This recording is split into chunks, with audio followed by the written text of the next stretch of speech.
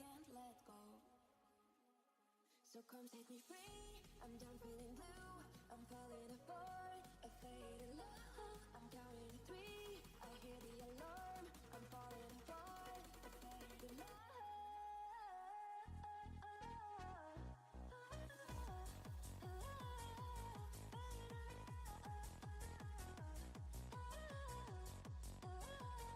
So come set me free. I'm done feeling blue.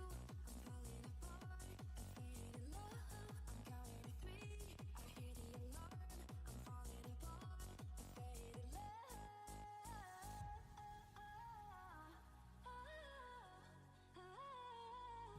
Oh, I guess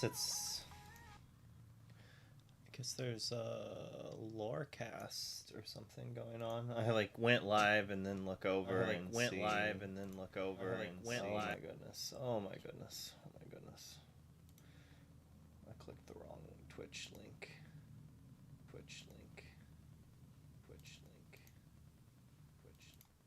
Oh my goodness. Wait, did they just finish the Lorecast? Is there not a Lorecast? I swear on my phone it said there was a Lorecast. Oh, there it is. They're not in the NASCAR Championship.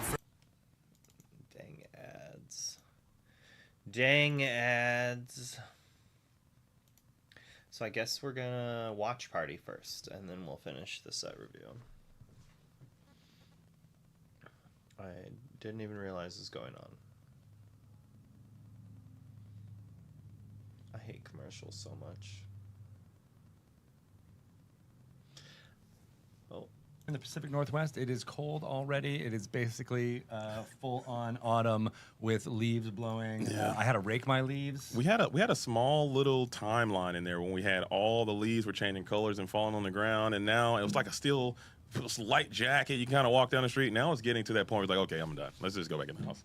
Let's go back in the house and sit up under the blanket, get the hot chocolate out, and be done with it. Okay, that's where we're at currently in our Pacific Northwest. But we had a nice little brief fall there. I enjoyed it. It was brief, but it is full on. And we got some congratulations for you on your iconic poll. Hey, you know what? Sometimes I think I was due, okay, because I opened hundreds and hundreds and hundreds of packs of Fabled. Didn't get anything iconic. And then, of course, the Whispers in the Wells blessed me very early with my iconic Hades. I did check it out. Go check out my YouTube channel. You can see that.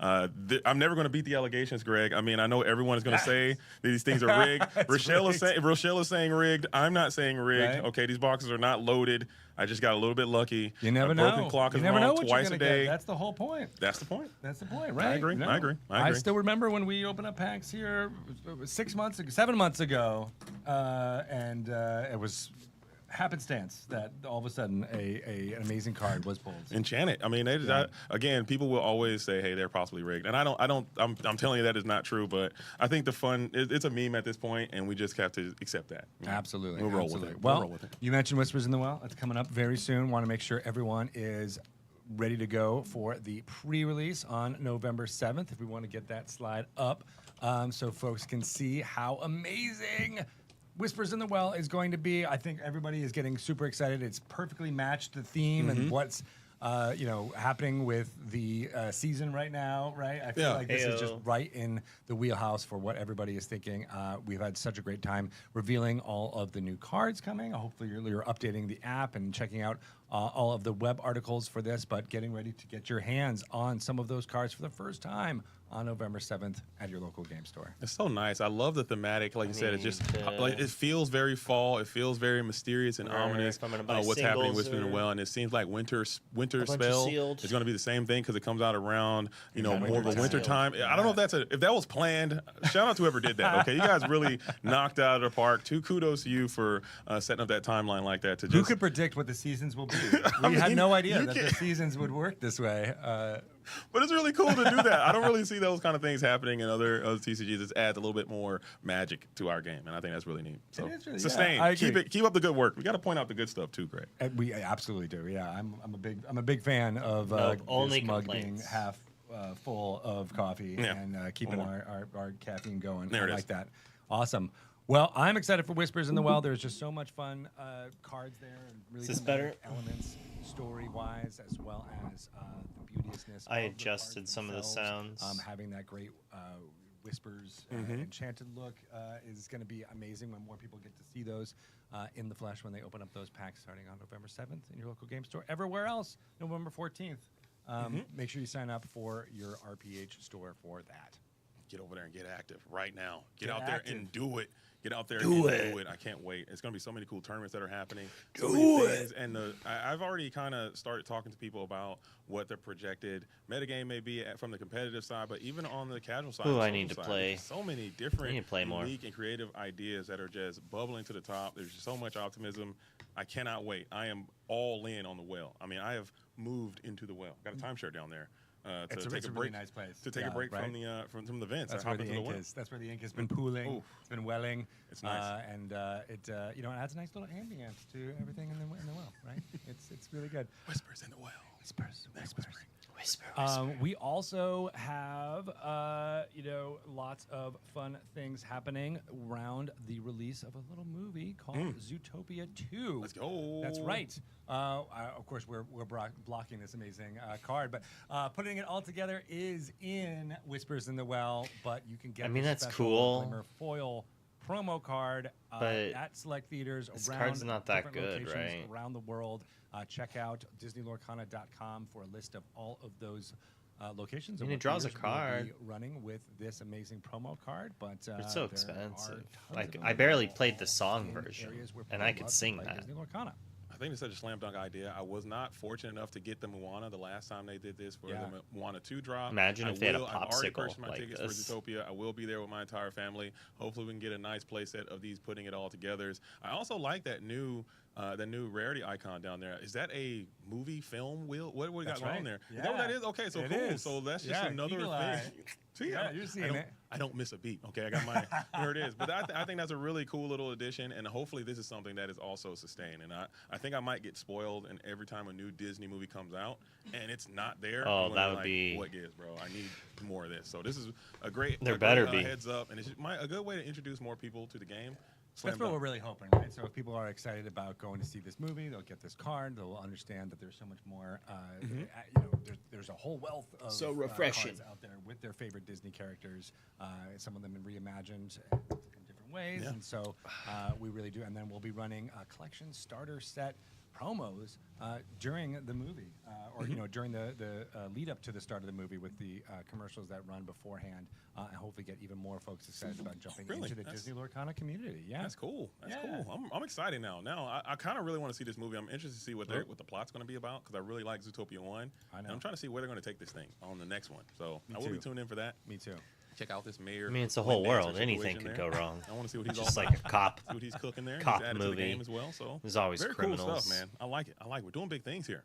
That's right. That's right. And speaking of big things, there are always things that we can do better. And so we have this fabled survey that is up right now. We have a link that we are going to post to you that I actually didn't get ready ahead of time, but I'm going to do that right now while you talk about how we can get Put wonderful removal in ways- your yeah, reprint exactly. The link is sets. there on That's the my QR code. You can request. certainly use that. I'm in. But I'm going to drop a link into chat. An hour away. But Oh these are no. really important surveys for us to be able to get information about how to improve, get better. Tell us what you think. I mean, there's a lot of things that I think we can do, especially in terms of the fabled. I think that there are some things that are happening around the community. I don't want to turn this into a negative thing, but I think we've already made some good strides there with the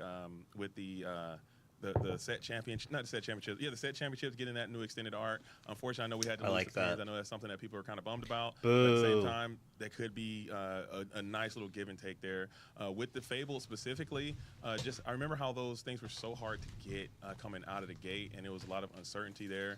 If we could just clean that up, I think that could be a great improve for just the launching of a new set. We come out with these new sets, people have so much anticipation. They want these cards. There's so much hype. There's so much drive. There's so much motivation behind it. And then when they get to their store and they cannot find a product due to lack of distribution, that's just a big feels bad, and it takes everyone down. Fable specifically being that first of reprint set that we had. I thought that was a cool way to introduce set rotation to the game, but also keeping some of the nice familiar cards we've come to know and love. I thought that was cool. The Iconics was cool. The Epics were cool. Personally, the thing I'm going to write on my survey, if you guys want to steal some of my answers, I would love to have some cool art extended non-foil cards that are just a copy of the same card that we already have, but just maybe something non-foil enchanted.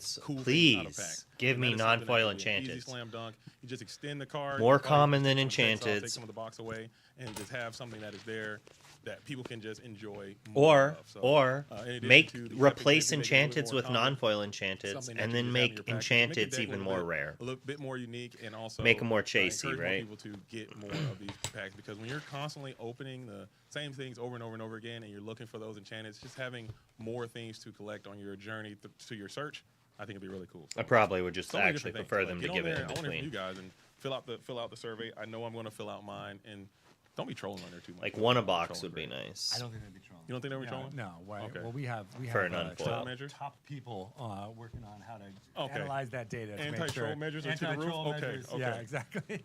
Okay. I'm not sure which character that is, but there is some folks Yeah. who are there watching and making sure it's multiple choice. I agree. You can't troll too much, Okay. but you know, Okay. there are ways. I had to take all the pins off my bag though because I lost one, and I want to keep using that bag, but I can't keep traveling with the pins on the outside. They just don't stay on. Game like a TCG in general, but A specifically for bag gets Disney like caught on it and Lorcana, just there's pulls it really off, things so that we I can, just need to you put them know, on improve something upon. else. I know that there are loud voices within the community, and here's your chance to be able to kind of make it even more. Here's your louder, chance to be a and give us loud that data voice. so that we can analyze it and make better choices in the future. Or the Right? or the future too. Or the future. The future and the future. Both Yeah. of those things can be really great. Yeah, it is not futile. It's not futile in the future or the future, and have fun on the feature. Yes, indeed. All right, so just looking at the chat here, I see. Sorry, the first one I put in there did not have an S in the HTTPS. So I'm missing the amethyst one of that I these posted. now. I can't delete a comment. And I only That's have what two Cheryl of these slowly ones. shakes her I need head. to Yeah, get we I had think the emerald one came We had to out. figure it out. It was a bit of a troubleshooting from our end, figuring out how. Need to links get like work. a Boy Scout, We're new to the Girl internet. Scout brownie type bat, like Yeah, we want them to all be very secure. That's true. That's step one. Lanyard? of the, No. Anti-troll measures there. I can only imagine. it's not a Yes, vest unfortunately, banner. I know I should have mentioned this before, but this survey is for the United States only. Just aware of that for legal reasons. We're not able to do that, but that is something that we should know. I know lots of fans come from different areas all over the world, and apologies, but this right now is restricted to United States residents due to legal constraints. So, Sash, beyond thank our you, control Pookie. there, but we'll work to see what we can do to make sure that your voices are heard as well. I was so productive this on morning. surveys in the future. I got dishes done. I cleaned the bathroom mostly. I heavy cleaned part of the All right, bathroom. and since we're still Did in some the, laundry. fabled meta, in Cleaned the this stove. DLC Man. Milwaukee, we Hi, want to talk a Clarissa. little bit about all of the fun. I was decks such that a were productive played, house as husband well as today. get your And I thoughts hate on what it was washing like watching dishes, it from, and I have from to the wash them broadcast booth. again Let's start with that. because All right, when so I was the gone entire- in these first, last I few gotta days, say, there's Greg, just so many. We gotta back this thing up a little bit. Yeah, Excuse me. tell us the story. How did you get to there? How was the All plane right, ride? so the You know, how flight, was- I was on my flight. I had a chicken dish on my. No, I'm kidding. But it was. Listen, What, they had food? They gave food out? They never do that. The DLC Milwaukee experience was probably one of the greatest experiences of my trading card game life. Mm-hmm. I had the opportunity to appear in the Disney Lorcana World Championship, and it was a great experience. And I've been telling the story that this experience superseded that just because you were so fully immersed with the community and the people, and I had the opportunity to meet people that I haven't had the chance to meet, and so many people were coming up to me and sharing their stories and telling about the things that they were doing in the event, and I got to walk around and just meet with so many different people, and the energy in that room was just magnetic. The venue was beautiful. A huge shout out to Pastimes. They did a phenomenal job. The judge and crew that was there, they did a phenomenal job. I thought that the players were playing great. The games convention were center, exciting huh? and riveting. The broadcast team, shout out to my all the could've been a broadcasters lot that were there, worse. Rebecca and Baker. as the host, I think they did incredible. They are so seasoned at this. You learn something from them each time that they are able to provide that. They could have had an extra that host bathroom. responsibility, even getting into the booth and providing insight. I thought that was great. The production team that was there was great. There were prize Brandon issues and for Liam, sure. consummate all-stars, absolutely great. Katie was phenomenal. I mean, this I was wish her I had a first dishwasher, official broadcast. You Lexi. couldn't tell Oh, I because wish I had a she's so dishwasher. seasoned and so such a veteran at this. great. And I've heard just about being the able to metal tell that locking story and backs. share that story and bring this I've thing been to told life they're not as for good everyone around the as world people who had say, the opportunity but to be I don't know, part of maybe. DLC Milwaukee. Maybe I just need to do it. Phenomenal experience. Try I mean, it. I can't tell you, there They were don't so work, many they don't work. interesting and unique stories that happened. We're going to talk about those as we get into the deck list. Yeah. But one story that jumps out to me that happened from my own unique personal experience, there was a young Illuminator that was there. I don't want to say her name. She was about 13 years old, and she came up. She said, "Hey, I'm a big fan. I enjoy what you do for the community. We just had a back and forth." And she says, "Hey, today is my birthday." And I'm like, "How's the tournament going for you?" She's like, "I didn't go too well. I lost all my games, but no big deal. I'm still having a good time." I was like, "Well, it's your birthday. Well, that's great. I got something for you." Went back into the green room, grabbed some of my extra booster packs I had. Epic card. Here, happy birthday. Have these cards. Have these packs. Go on throughout your day. She comes back to me the next day. She's like, "Hey, with those packs you gave me, I pulled the Dumbo from that." What? And there you go. And it kinda Dumbino. made her weekend, had her day on her birthday. I'm mad because I wanted the Dumbo, Greg. Right? I I'm just still saying, need the like, are Dumbo you myself. So I was a little salty. I'm not gonna lie. You're But like, the magic was real. You're like, I had it in my hand and I gave them away. But it's okay, you know what I'm saying, because I'm sure it's going to go to a great place, and it That's definitely fantastic, made her weekend and made her day. But there's just so many little stories like that sprinkled throughout that venue. I guarantee you can go up to any person that was there, and they could tell you something like that happened either around them or to That's them, awesome. and it was just a very, very magical experience, man. People in costumes and beautiful, beautiful stuff. So if you guys have the opportunity to go to Richmond or go to Ghent, you should take it because it was truly, truly a great time. But the competition was fierce. And like Yeah. I said, we have those deck lists Stop available. showing me If you want to show pins. those, we can kind of talk about those deck lists, talk about those players, We and tell certainly some will. Yeah. more stories about Yeah. something that happened there, Greg. Well, and then obviously it was fun to watch having everything happen on the Twitch channel, all that exciting. right. You guys definitely kept. So what normally happens for me match to match to is match. I'll have So 2 many bags amazing, on. dramatic moments, super And fun, but because like, I have that's like any messenger event, bag we goes can on my improve side, similar to, and what will how happen we is can it'll improve get on caught the on the table. strap on survey. the other bag So when I definitely move one, and I'll understood, like there pull are it some and not folks who are think about it, interested and it'll in yank ways it that we can out. get these people to But do something better. it's worth trying, I guess. Pastimes did a fantastic job, but they're always looking to improve as well, and getting that feedback is an important part of keeping these events going and making them more enjoyable and having those kind of amazing emotional moments that you were just describing. And then having less. We're never going to get to 0, but get to less negative emotional moments Right. for folks, because there are always ways to improve the format, ways to improve pricing. We all Right. know that. We're looking at ways to get that going, and we'll have Coop on in the next few weeks to talk about the future and everything that we might change or alter for the events going forward. Because like you're saying, Richmond and Ghent are coming up fast in 2026, January and February. So we're looking forward to that and how we can make improvements there. But Absolutely. definitely seeing folks in the chat talk about ways to improve. That's always awesome. We really love to hear all of that and get the constructive feedback to action on it and make sure it gets better. Absolutely, and that's a great point. I'm glad. I'm at least glad that it's up here and you guys are talking about it because it is Yeah. something that is truly affecting the community and players that are there in those tournaments and those prizing and getting more players into the national event, more players to those Simbas. I think that's just so easy to do, and I'm glad that you guys are talking about it. I'm sure Coop. I saw Coop was there. Yeah. And Coop, you guys don't know about Cooper. You don't know this about Cooper. He might seem like a low key, super chill guy. He works so incredibly hard. I mean, Yeah, there he was does. times you see him and he's just constantly on the move. He probably walked maybe 15 miles, 20 miles around that venue, just going to different places, checking on different things, Yeah. talking to certain people. He's probably one of the hardest working people in that building. So I know he's going to work hard to get everything as perfect as possible. So everyone, if you see him around, make sure you give him a special shout out. And I'm sure he's going to work hard on this too, Greg. So I don't put it past him. Yeah, as someone who has done those types of events or make things happen, that's that job. It's just walking around, be like, all right, I'm going to solve that problem. I'm going to solve that problem. I'm going to fix that later. Go to Constantly, that way, like, and yeah. just constantly Yeah, moving, right? He never took a break. Like every Yeah. time he would even sit down, someone else would come up to him. Hey, Coop, I need this. Hey, Coop, what about this? Hey, Coop, and he's just like, I got you, like an octopus with 8 arms, just handling so many different things at once. I was so impressed. I was like, Cooper, can I help you in any way? He's like, no, I got this. He's just in the zone, just Yeah. super locked in, man.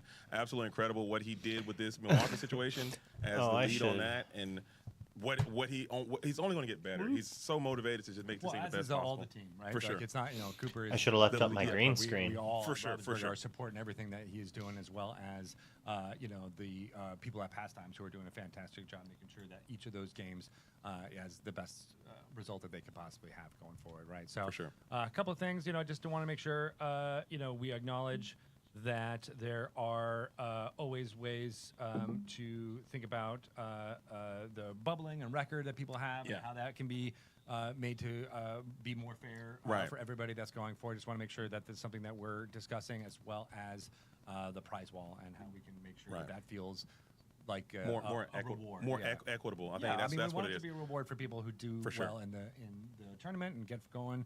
And so if there's anything that feels like that's not happening, that's going against what the whole point of making those things accessible is, right? And so we want to make sure that we go forward and make the small changes to have that feel like everybody is working towards something and getting what they want out of it.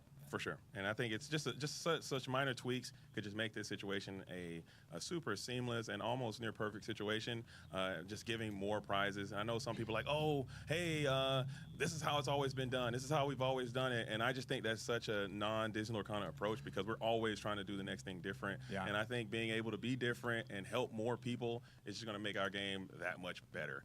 So it's giving more prizes to more people and giving people more opportunities to demonstrate their skills and just have that equity across the board. I think it's such a absolute off the backboard slam dunk. Like, we cannot miss that. And I think to just say, oh, we're not going to do this just because that's how we've always done it. As soon as you say that's how we've always done it, you've already misplayed. And I think that is just it's just so easy to fix that. So I have yourself. You just played yourself. Congratulations, you played yourself. I think that's just as too easy. So I have full faith and confidence that Cooper is going to make a great decision, or maybe he has more information that we don't have, and the reason why it has to be the way that it is, which also super that important. is most of the time. Like, obviously, you guys are not seeing everything that goes into every single decision, and the feedback is important, right? Because it's more about what happens once it reaches folks like you and what it actually is like. So that's important. But there's a million decisions or a million different informational factors that go into every decision that is made that are not always visible. So make that aware for sure. And now I want to see you try to do like an off the backboard slam dunk. If the goal is like 6 feet off the ground, like 6'5", if it's like low, I can get nasty. I can rock the rim, Greg. All right. But if you're talking, if it's standard, now we gotta get a basketball hoop. If you get it, it's got to be like 6'5", maybe 7 feet off the ground. Oh, I'm getting loose on that thing. I'm jamming. I'm rattling the backboard, Greg. But if it's standard, maybe even 10 feet up, 10 feet, 9 feet, I can barely touch that. We've talked about karaoke competition, but maybe we should do a slam dunk contest. I'm down. Set it up, Greg. Set it up. You're going to be surprised. Like, wow, I didn't know JDZ was that athletic. And I'm not. Off the backboard, tomahawk, bam, get in there. I love it. Awesome. All right. Well, we would love to now talk about some of the fun analysis that we've been able to have. Obviously, the winner, Frank Karsten, congratulations to him. He has been a freelance writer for us for the last few months. As you know, he made that amazing article recap for Bologna, and we have some of that data here to share, but we'll actually be having to share a little bit more of that on a collaboration with him and Rebecca going forward. So look for that in the coming weeks.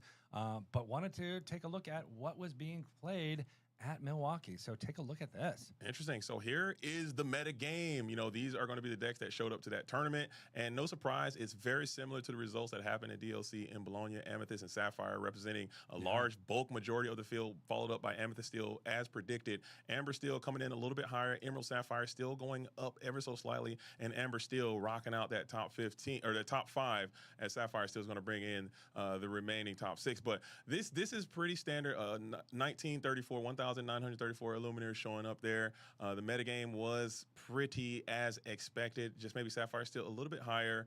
Emerald Sapphire, for me, I think is a little bit higher. And Amber Steel maybe slightly higher.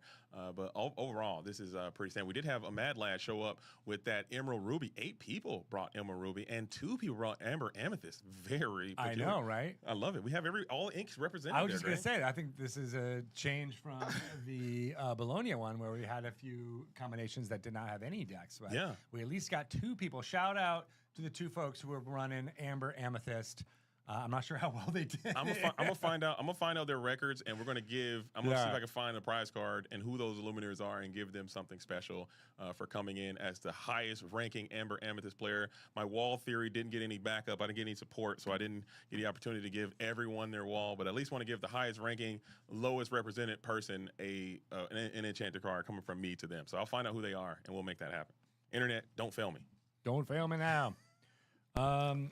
Amethyst. All right. Well, we also have some of the fun deck lists that are up there that we would love to go. Oh, but this is the day 2 here. So this is how they convert it. Again, very reminiscent of what we saw. Oh no, I think Snake everyone Chips didn't converted make at day a pretty 2. Standard rate. I didn't either. Amber Amethyst player and our Ruby Steel players didn't, and everyone else on that right side didn't quite make it. We did get a pretty significant conversion of Sapphire Steel though, getting into that second day. But everything else, as you see, it converted right along the entry. So everyone performed about as equal as you could have imagined. Amethyst Sapphire Steel being that highest converting deck, highest represented deck, kind of improved a little bit there. Yeah. Pie charts. Yeah, that's a good comment. Maybe we should make some pie charts for this rather than Than this? Not yet. out this way. But Yeah, or bar graph or something. Bar graph could be good too. yeah, right. You pie chart or buy? I have an interesting idea here. A buy pie. I'll go over it here in a little bit. Buy chart. Pie graph. There you go. I like it. We're cooking. We got some data people in here, so yeah, no, that makes a lot more sense rather than listening it out. But Amber Amethyst is the deck that people would like to try and whisper. That sounds cool. It will be nice. I think it comes back. Amber Amethyst comes back because you got the Cauldron stuff. You also have the Monstro stuff. It might be a little bit more effective with that Great Illuminary. We might have our first official combination deck that can come through the game. I think it could be real. Maybe not the best, but still, I think a little bit more viable than it is right now, if I had to say so myself. For sure. Yeah. Cool stuff. All right. Well, we'll get more analysis. Just wait till on there's that, a as I mono said, from an deck, so article you have to coming fit out 6 on, more on there where it's just for one all ink. the fun stuff as we delve into what's going on there, because we have a wonderful story to tell. Let us talk a little bit about our fun Illumineer who had a wonderful amount of success. Aiden, Let's get it. On this right here, I think. check this out. I know we have so many stories that came from this tournament, and we can literally just sit here and tell stories all day long. But this right here, I think, is the story that captivated the entire community, Absolutely. the entire trading card game community, and the world probably. As if you didn't know, if you didn't miss this story, you might want to check it out. But this Illumineer is only 10 years old, the youngest person in the game to ever be awarded a Golden Mickey. And I'm telling you right now, it was not given. It was absolutely deserved, as he had a pretty tough bracket getting to the position that they were in. At the winning end, he had to face off against the one and the only current and reigning Disney Lorcana world champion in order to get to that Golden Mickey. That's right. And I'm telling you right now, the entire venue was gathered around that table and watching. You had people standing on chairs, you had people standing on tables, you had people holding selfie sticks and holding each other up on their shoulders, just trying to get a glimpse at what was happening on this match. And this young Illuminator was sitting there. He was playing with the confidence well beyond his years. He was playing very decisive, very deliberate, indicating that he was in tune with his deck. He understood the matchup. This was not like some kind of, oh, he's just going to get lucky. You know, he was playing with an immense amount of skill. And DKP actually even wrote up a blurb there describing how confident this kid was and how talented he was, and his future is so bright. And to see him take down the world champion, and DKP extends the hand and shakes it and wishes him good luck. The kid he actually idolized the world champion there, and to have that moment and the kid is crying and everyone around the venue is crying. It was like actually like a movie. Like it felt like an actual. There was not film. a single dry feeling. eye Like in the area. Yes, Greg, I'm not kidding. You're laughing, but I'm not kidding. Like I'm getting a little emotion right now even thinking about it, because you just see people are hugging and high fiving and cheering. Thanks like the for building the was so sub. loud. Oh, squats. And I just felt like, man, this was just a moment in time that you'll never be able to forget because of how that was. Just seeing the juxtaposition of DKP, who is just a Goliath. You know, he's there. Right. He's in his bag. Like, he is the best player in the world. And he got this small, and he's a 10-year-old, but he's a small 10. He's like he's a growing 10. So he's in his chair, and he's sitting like crisscross applesauce in the chair. You know, and he's got like his oversized jacket on, he's got his hat on, and he's just doing his thing. I love that. And it was just such a crazy juxtaposition to see. And and he got it done. Granted, he did have a pretty decent matchup. The Amber Steel aggro is probably going to be pretty favored into Sapphire Amethyst, but at the same time, he was playing it lights out. The deck is quite standard. It's very similar to some of the other strategies you've seen had great success over the season. However, he did remove one of the Lilos in favor of the Lilo Best Explorer ever. I'll be interested to hear how that change worked out for him with 3 Pete's games referee. The deck is super aggressive. You win the dice roll, you go first. But at the same time, this deck, people think it's just a exert and win. This kind is of deck. Sky's It's not, list man. It's very with complicated. one 2-drop Lilo cut for one 3-drop when to Lilo. set your Tiana lines up. You have to know when to sing Strings of Raging Fire and when to bring back the Lilos and when to do all this stuff. And he was playing so fast and so confident, indicating that he was just, boom, I know exactly what to do. Probably in every single school. Spot, and it was just beyond impressive. So it is huge congratulations to him getting that golden Mickey, man. And I'm so he's going to have a that great time of future the in this day. game if he continues to play.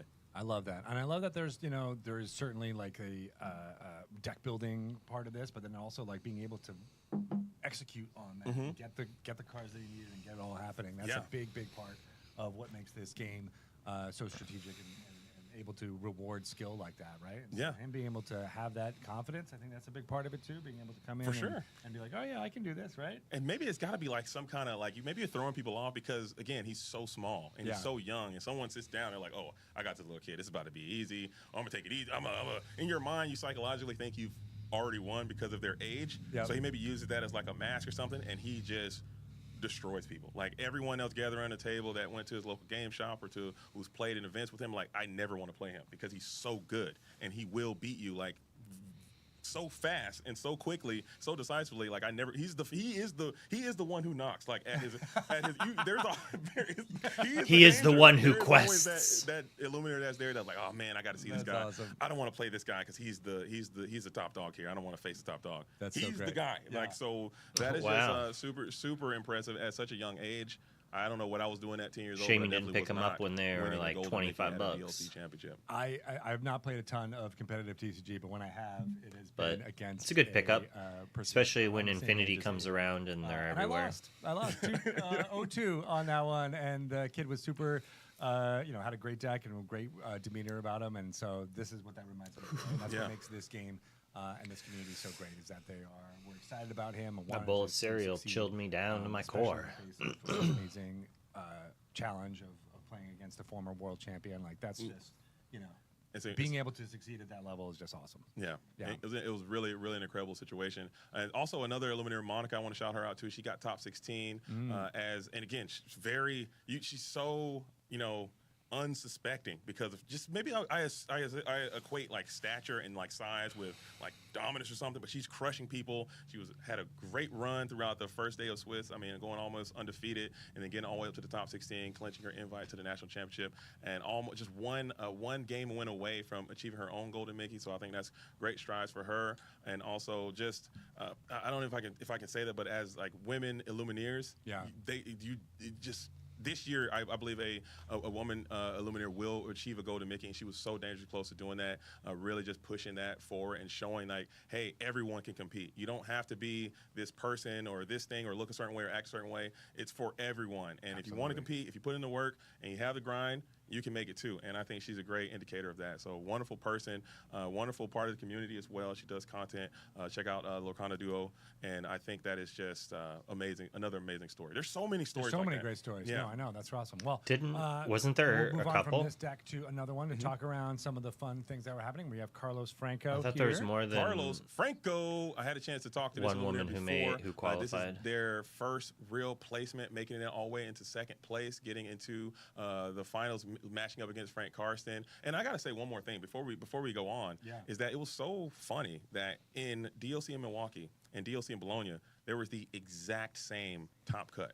Like the same, there were 3 Amber. Maybe Amber I'm thinking of Amethyst, or Amber Monica's and Amber, online handle. Amber and Emerald. There were 3 Amethyst and Steel, 1 Sapphire Amethyst, 1 Amber Steel, on both sides. And then the finals was the same as well. So there were a lot of little things to see. I don't know what the chances of that happening are, but it was very low, and it definitely ended up that way. Yeah, But we'll see how that changes with Whispers coming out and Whispers, how that might shift up all of that. Oh, Whispers is going to be, I think it might be a nice little menagerie of different colors being represented there. I But like that. Carlos showing up, playing the Sapphire Amethyst deck. It seems quite standard as well. This Luminaire has traveled all over the world. Misread with something. DLC in Australia, DLC in Bologna, DLC here and there, but never really had that opportunity to convert or make a day two. But this time they had a pretty good run and knocked out the opponent and made it there playing this deck. It seemed, like I said, it does seem pretty standard. You have a nice amalgamation of one-cost character. You are playing 2 Finders Keepers, 2 second stars to the right. I think that is quite standard. You also are playing that 1 jump ahead to give you that additional option to accelerate your Inkwell, and I think that did come up even on some of the featured matches when you were not missing ramp as some of your opponents may have throughout the That was who the I day. was thinking of. Again, I think this is a phenomenal player. I thought he was playing technically very sound all the way into the finals. He had some unfortunate luck in one of those games in the final. He just couldn't break that serve against the great one, Frank Karsten. But at the same time, just seeing new names come out and being represented. Now, when you see Carlos Franco, you know, like, he's got the golden Mickey. He's got the second place finish. Now you got somebody to watch out for because of the talent level that was displayed there. Absolutely, yeah. I'm trying to make one of these decks, but looking for those Dumbos, that's the hard part. Right? You can't find them. Yeah, you can't I know, find them, especially right? when you're giving them away. Yeah. Oh, man, shout out to not me, okay? When you're giving them away for crying out loud. Can't be doing that, right? I don't know. Dumbo might go down next set. When we get into the whales, I think there's a lot of answers to the Dumbo, 9th one of the universe. So maybe he might be a little bit more easy to attain, but he was just a great card, man. Great card, great set, great deck. This is probably still the very best deck. You saw it represented itself well it showed up a lot in the tournament. It converted quite nicely, but in the top 8, it only was 1 copy of this strategy there, and that is indicator that people are. When you get to that still top can't echelon, believe I people didn't are ready play for the against Sapphire it Amethyst once strategy. the So maybe whole playing event. The very, very, very best deck might not be always the best thing to do. Oh yeah, because there'll be a lot of counters. Yeah, people are going to know how to play it at that top. You could probably cut through some of your switch rounds, but when we get to that top echelon, people are going to have some stuff for you, and they're going to be ready for you, and then they're going to cut you down. And Carlos managed to negotiate all that and make it all the way to top 2, getting 2nd place. So shout out to you. Congratulations on your golden Mickey. Let's see the next one. Oh, there it is. Oh! Perfect. It took a second. That's that beautiful looking Dumbo Look at card. that Dumbo there. Dumbo. Enchanted. And we have Chris Oyola doing well, back at it again with another, count 'em two, golden Mickey. He's one of multiple double golden Mickey winners we've had in this event so far. He had a great season last season. Back at it again with another pretty astounding season to start off. Playing Amethyst and Steel. Again, this one looks quite standard, but there are some differences. We saw in DLC Bologna 3 Dock Bowl Night was something, and I believe Chris took that, and maybe there is something there as people are going to always send that 4th dock. You don't want to be bricking on your docks early game, but you also added some unique text in here that a lot of the Amethyst and Steel players aren't using. You have the Pluto Guard Dog, which is a card that is kind of in and out. You have the Finders Keepers, which is definitely in out. People definitely do not play Finders Keeper in the Amethyst and Steel deck. It's more of a Sapphire Amethyst card. Yeah. And you have the Jasmine in your deck as well. The Jasmine the Jasmine, what's her name? Fearless Princess with the Taking the Leap ability. I think that is a unique card to add to this deck. And I was speaking to Chris Surprised after the she game, hasn't and seen I more actually play. had the pleasure of covering one of his games. He was playing incredible. Like, he was playing lights out stuff. He wasn't taking a lot of risks. He was playing super solid games, and the tech cards he had in his deck also came up. So the theme, the story for this format is like, hey, 3 maybe standard is Madam not good enough. Mims. You need to tech this thing. You need to have some cards for certain things, and then have it work out for you. Oh, by the way, you need to be really good at the game. So having the text work out and having a great performance is Alphabetized really cool. So shout out to lists Chris for is a getting choice. 2nd golden Mickey and going back to the national event. And this is definitely someone that is on my radar to look out for as players that you need to watch to potentially make it into the World Championship. Absolutely. Good stuff. All right, moving on to the next one.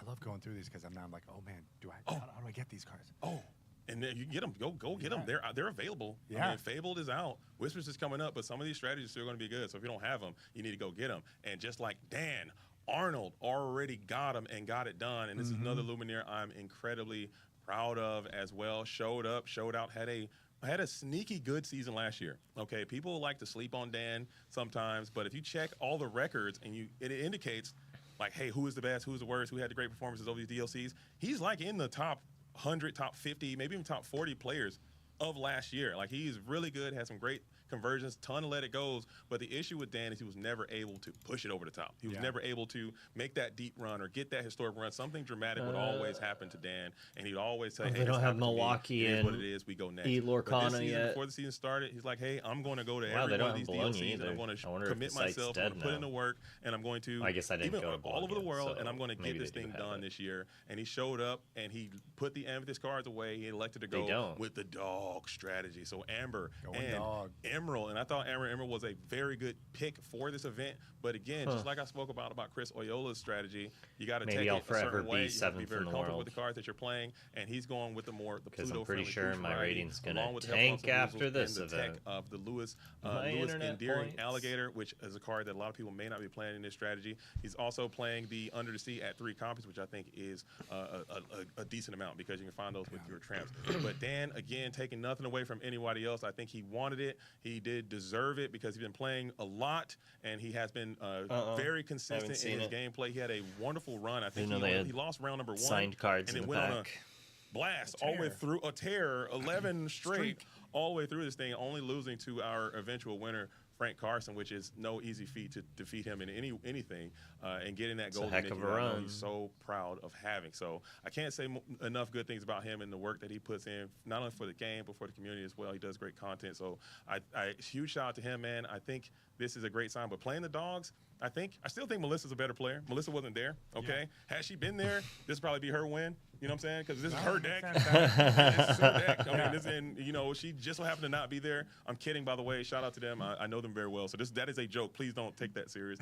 But getting a golden Mickey, and he had the unfortunate pleasure of trying to beat Aiden. He beat Aiden to get in there. Barely, by the way. Scraped through that one. Aiden had him on the ropes, and he had to get a little bit lucky. Again, that's a joke. Very well earned and well deserved golden Mickey. And I want to see him keep that fire lit and keep playing. Don't just rest on your laurels and give up. Now you still have more work to be done. And I want to see him make it on into the Nats as well, potentially to the World Championship. Awesome. All right, moving on. Let's see. Diego Saz, another Amber Emerald. Yeah, this is Diego. So Amber Slightly Emerald. different. We had three copies. I mean, of Amber you Emerald gotta on top, be lucky and copies of good. Amethyst That's Steel, how you do well in these and, events. One Amber Steel. But It's this hard is to win Diego an Saz. event He if you're is also unlucky. our second golden Mickey, or a third, I believe, golden Mickey that we have, double golden Mickey winner in this top 8, or maybe the fourth. I think we have 4. It's like you have to two-time get golden lucky Mickeys and in the then be top 8, good which enough to use just the shows how luck. consistency is a real thing in this game. Yeah. Diego is a Still. DLC champion already in his own regard, coming through playing the Amber Emerald strategy then in DLC in Toronto, but it was more of the discard Under the Sea version. You guys know the vibe, but he's back at it again playing this version, and I'm telling you, he is a mechanic. Okay, he's a textbook. He doesn't sit there and he's not like hand shuffling. He's not thinking. He's just sitting there like very mechanical, very deliberate, playing his cards and getting it done. And he's got some tech in there. We're still on those Hellflumps and Woozles. We are on that Prince Philip Royal Explorer, which is a card they don't really play too much. Again, it's about the text. The cards you put in for a specific situation, maybe just to close out a game or to win, or to throw your opponent off. He has the what's her name? The oh my goodness, the Merryweather Good Fairy. I saw that have some great effects in the tournament as well. There was a really key match on stream. I encourage you guys all to go back, and it was the dog mirror, and I thought that he was going to be on the ropes. His opponent goes through dog after dog, tramp after tramp, digs through 15, can't get to the Undersea, and then Diego actually pulls off and wins. It was like a miracle game, and you had to get a little bit lucky there, but it worked out for him. And huge congratulations to you, man, for your second golden Mickey. Some people can play this game for their entire life and never even see one. You've already got 2, and that's incredible. Already going back to the national event after your first series. But again, big things coming from Diego. He went to the World Championship last year. He can probably make it back again this year. He's high on my Illuminators to do that. Awesome. All right, moving on. We got more coming up. And this is another dog day. This is Dylan Brown. This is Illuminator. I don't know too much about. This is another new This name. is Dog's event to get. Playing the dog strategy. I believe that was the matchup that I was talking about earlier. I could be wrong when they were playing against each other in that dog mirror as Diego versus the dog mirror. Yeah, I'm seeing those like videos of a puppy looking at itself in the mirror for the first time. Just barking at each other. He moved to open the gate and they just don't do anything. Yeah. But they were playing against each other. I believe that was a game. I could be wrong, but again, we have more tech decks here. We got that Emerald Chromacon variant with the Improvise is going to be in the deck. I don't think you're on the Heffalumps and Woozles technology. You're kind of doing it your own way, but you also have that Aurora Tiana lock. That is what this deck is going to be trying to do. Play Aurora on 1, play Tiana on 2, and now you can get that more of aggressive approach. So it's just so cool to see all these different decks. They're trying to do very similar things, but you tech it in your own way, and then those tech cards are what propels you over the top to the finish line. So that's awesome. And having that workout for Dylan, getting into that Golden Mickey, playing a really cool deck, and showcasing your talent for the world to see, I think is just going to be very impressive, man. So Dylan Brown is a name that a lot of people may not realize. Although it doesn't take out tramps. Getting but like these top finishes, top placements, but now more, you know, we just need board wipes. Bracket, or you see them having a great season. I'm not a huge fan of the spooky, event, now you but know what they're up to, it's going to do some work. I think that's a great it's component, also just having like these star players and having it could be better names than and old initially names, thought. Like is always going to be very the impressive. fact that you ramp yourself as well is next pretty one. nifty. And now we got another one. So this is Get Jonathan two and Williams. got a I believe TPO. Jonathan Williams is a two-time, Not maybe bad. even three-time Golden Mickey holder at this point. Had an incredible season last year. Back at it again early. Off of the control decks, I would assume that if I had to guess going into this event, Jonathan Williams would be playing maybe Sapphire and Emerald, or maybe Sapphire and Amethyst, something more deep game control route. He elected to go with more of a mid-range, almost aggro approach, which just showing, hey, in order to have success, you gotta get off of what you're comfortable with, get into something that is going to have a better matchup spread across the board, and I don't hate that at all. But Amethyst and Steel, I think, is a solid pick, and he played it quite well. Again, the techs are going to be there. You have this more evasive approach. The Diablo, the Smee, the Madam M, Tiny Adversary, those are all great cards. Just like all the other decks that you had, there's not like these 4/4/4s all the way down the board. They're all teched out, and you have just so many different options to choose from to give you more of a counter in certain matchups.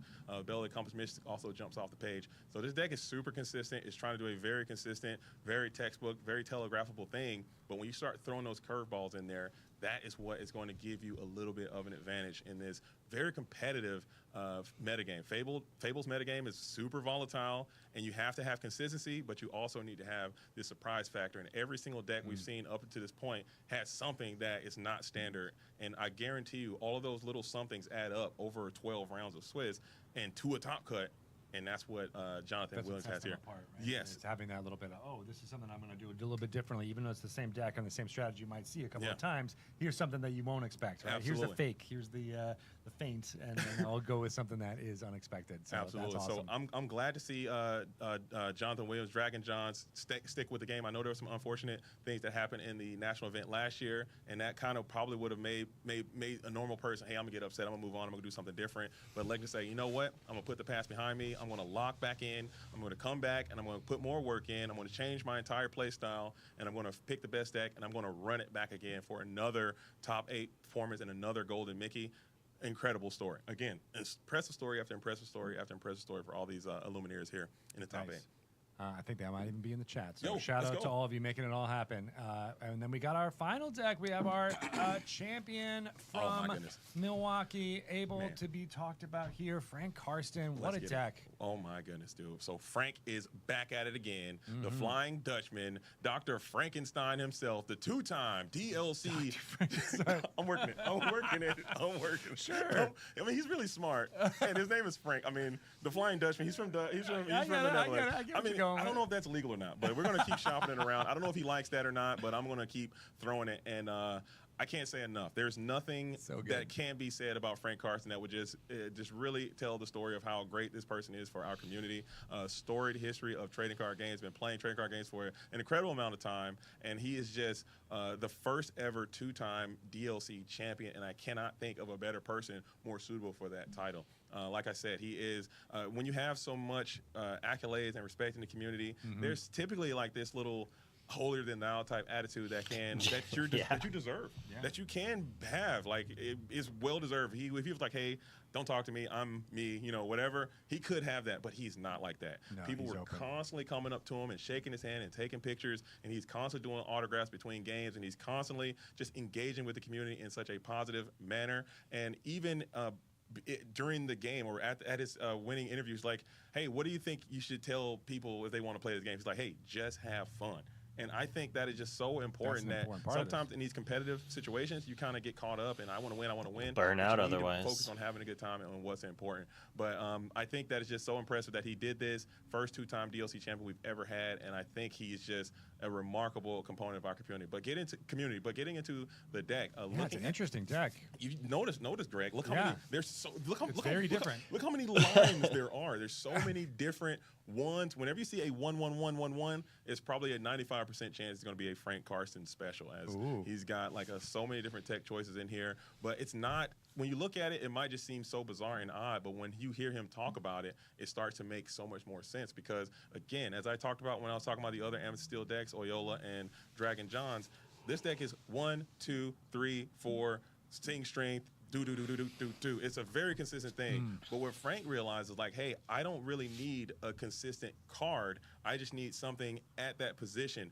A 2 cost, a 3 cost. It doesn't matter what it is. And by the way, if I have more options, it just gives me more decisions to be made. So if I curve a 1, a 2, a 3, I can have different things against different matchups that do different things and just gives me more of a chance. And if they're inkable, I could just put them down into the inkwell and keep playing my own different games. So you just have this different stew in the pot, almost like a side deck built into your actual deck. I think that is just such a smart way to approach it. And I think people are going to see this and take this theory and start to build their decks a little bit different because you're kind of getting away from old trading card game mentality. It's like, hey, I need to be super consistent. I need to have the best possible card at all times for the best possible matchup, and that's it. No, he's like, I'm gonna put 1 Palace Guard in my deck. I'm gonna put 1 Jafar Inspiring Ruler in my deck. I'm gonna put 1 Madam Mim in my deck. I'm gonna put one Scar in my deck. And it came up. It came very evident even at the finals is that that's all the of 3/2 Jafar, right? One by one. I love that he's playing the 3 Smees and then one of that. He's like, I don't need the extra one like, for that. But like I can play this one and they won't know how many I have of each. For his participation in our community. Hopefully he sticks around and continues to be a vital asset to Digital Lorcana for as long as he's willing to do so, because he's such a good representative of our game with his intelligence, his gameplay, but also his personality and his demeanor as a champion, because he's something that people should strive to be like. If I'm a new player and I say, hey, be like him, then that's a great thing, because he's definitely someone to look up to, because he's humble, but he's also extremely talented, and he's very personable, and he is always willing to give. And that is just a good indicator of a great ambassador for our great game. So possibly. Huge congratulations to you, Frank, man. Thanks for being our champion. And I cannot wait to see you in the World Championship and what you're going to do. And hopefully... And he's a snazzy dresser, too. Yeah, look at that outfit. Like, the T-shirt button-down combo. It's, speak my language. I like it. I love it, as well as the color coordination. Looking good. And, he's repping Stitch there. Just like yeah. I wouldn't even think about it, but I got my haunted mansion shirt on over here. Absolutely love it. Frank is a good dude, and will continue to be a shining light for all of us to think about how we can craft our decks and make them feel better. But then also, I just love that message about having fun, right? That is what this is all about. This is a game. This is about enjoying our wins and lamenting our losses. But I played against that guy in the hat. You guys looked like you had a ton of fun this entire time while this was going on. Look at this broadcast team. Listen, that was the guy who we had the judge call about the take back looking at these pictures, because there's always like this super high of being there, and then you come home and it's like this big down. And I go back to these moments where we were there and how much fun we had and the stories that we were able to share and the people that just made this thing so special, man. It was just really an incredible moment. I cannot wait for the next one. The next opportunity to get out there and play. I know there are some third-party. That guy had every pin on his hat except for the Worlds one. Those two. Sure. I would love to encourage everyone, if you're here in the Tacoma area or the Seattle area, SeaTac area, Portland, wherever, come up to the Laughing Dragon is hosting a CCQ this weekend. I will be there. Maybe we can capture a little bit of that magic as well. It's going to be myself, the Enchanted Kim, Jed with 2 Ds is going to be in the booth along with Tree as well. Some local talent from here, some people that you know if you're around our local community, you're going to be there. Also, after that, I'm going to Sharp Gaming out there in Arkansas. Again, Sharp Gaming.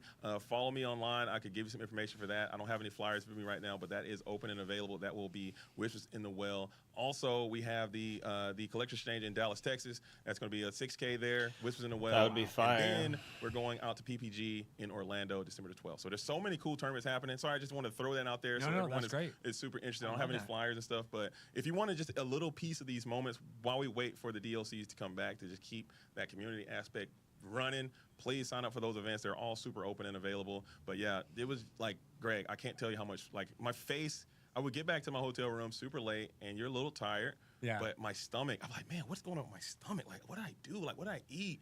What's going on with my neck? What's going on with my face? Like, it was from laughing so much. Like, my stomach was in physical pain, and my face and my neck was just in physical pain from just smiling and laughing. The laughter muscles. It was. Yeah, It we was. don't talk about that. It was. You know, It's a big part of. If you're smiling for a long time, that takes a lot of work. you have no idea. I was like, man, what did I do? Texas Collectors Now Expo. you gotta start training. eh? Like the week leading up to it, you're like. To make sure that you put the reps in and make sure your face is Like, what are you doing? I'm training for laughing. Get going so that you're not all sore by the time the end of the weekend happens, right? Yeah, I love that. That's silly. I love it. And speaking of which, you guys just look good. Like I love there's the shiny suit you got going on. It's making it happen. That's awesome, man. Yeah. And hopefully I've done enough. I want to get back on the team for DLC in Richmond. I understand if they want to fire me, but if they elect me to come back at DLC Richmond, I'll have another nice and shiny suit. Baker, Rebecca, and also Brandon and Liam, Katie. It was just so much fun good, yeah. all weekend, man, and just all the people in costumes. Yeah, so we And have some pictures of that too. Yeah. Let's see the amazing cosplay that was Look at going that. on this entire time. Look at that. So 10 out of fun. 10. 10 out of 10. Right. And again, huge shout out to Tate as well with these photographs, man. They're insane. Look good. The Pete's Games referee, the Lilo, and the power line. Shout out to Lattice Castle over there with the power line. I had a keytar. The key, it's so Right? good. That's a It's custom-made so keytar for good. this. It's so good. So good. Oh, just showing up with all that and having it there and just making it special, man. Just because you know what, you don't have to do that. Like you don't have to do that. Oh, I'm in a training. I want to play my tournament. I want to win. But just have some fun too. Being able to have fun, I think, is so critically important, and that is what separates our game, man. So having that happen, and there's just so many different illuminators that were doing that. I can't. Man, I don't want to start weeping in here, but I'm close. I want you to. Yeah. I won't. Let's Nope. go. Weep. Nope. Weep. Nope. Real quick, Tate gave us a whole lot of cosplay photos. Uh huh. I don't know if people can hear me. Tate gave us a whole lot of cosplay photos. They're going to be up on Discord later today. Nice. So discord.gg/DizzyLorcana. Sweet. The whole Boom. sandcastle. Awesome. That's a great plug. I know, right? We finally got Rochelle to say. Let's go. Discord.gg/DizzyLorcana. It is happening. There will be more cosplay photos up there. Again, shout out to Tate Kurgis for taking all of those amazing photos as well as being a part of that broadcast team and making it all happen. Great stuff was happening all You the time use in what you can Milwaukee. use. Whew, man, it was nuts. You had the whole Alice in Wonderland team was there. Their story was really amazing. Pandora Quest, and it was just so good, man. It was so like words can't describe how really incredibly good that was. So if you're interested, man, I think Richmond goes on sale very soon. Make sure you guys are locked in on that to get there, to get those tickets, and you don't want to miss that. Also, Ghent, I believe, is opening quite soon as well. Ghent will That's have right. 4,096. Yeah, we talked about that last week. Okay, so you should be able to get into Ghent relatively, I would assume, easy, but assume nothing and make no mistakes and get over into those things and play, man. Hopefully I can see you guys there because it was just an incredible amount of fun, Greg. Excellent. Well, you did an amazing job. Thank you to JDZ Quest for keeping up the energy, not only on the broadcast when everything is happening, but right here on the Lorecast, making it happen. It's great to have you back. Of course. And we'll be doing more of these going forward. I just want to let everyone know I will not be on the next week's Lorecast. Take some time off. But Rochelle will be on with some fun stuff. And so you'll be seeing amazing things about looking forward to Whispers in the Well. Let's put that slide back up too to make sure people are excited about the pre-release for Whispers in the Well happening again on November 7th. Go to your local friendly local game store and make sure that you are signed up for all of those pre-release events on November 7th. Again, it'll be the first time you'll be able to get into opening those packs with so many fun folks. And we know that there will be tons of great decks that will be able to be built from this. And so this is the first time you'll be able to kind of enter into that meta of what is happening with Whispers in the Well. And I can't wait. Same. For these I cards can't to wait. come out and just feel like people are jumping in and enjoying this definitely different feel of cards than we've been having with Fable. This set is going to be remarkable. I'm ready. I'm in Sweet. the wells. Sweet. All right. More squads. We will see you then also in Tacoma. You're going to have a good time there. Yes, yeah. If you're there, if you can come, make sure you come through and say hello. If you're in the region, come on through. It's going to be a good time. We're going to put on a great show for everyone involved. Excellent. Awesome. Well, you are all the best. Make sure you take the Fabled product survey that's pinned up here in the chat as well to let us know how you thought about Fabled. We'll throw it up here one more time as well to make sure everybody can use that QR code. We want to know all of your opinions about how we did with the Fabled release, including franchises, all the fun things that are a big part of your experience. We want to know it, and we want to collect all that data so that we can analyze it and make decisions on things going forward, because that is a big part of what we do here at Ravensburger for the Disney Lorcana TCGs, to make sure we hear you and listen to you, and that's a big part of what we're going on here. So everybody in the chat, thank you so much for being a big part of it. I won't say everyone's name in the chat right now, but I do recognize you and that you exist. Thank you all. You're the best, and we'll be back in the future. See you later. Bye. Oh my.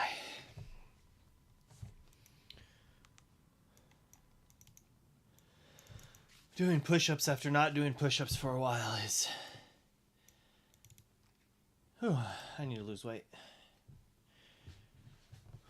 I'm hoping not drinking coffee every day will lose me weight, since I drink like 4 of these and they're like half chocolate milk, so that's a lot of chocolate milk calories.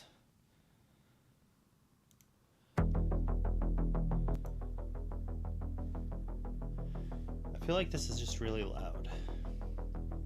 How loud is this music?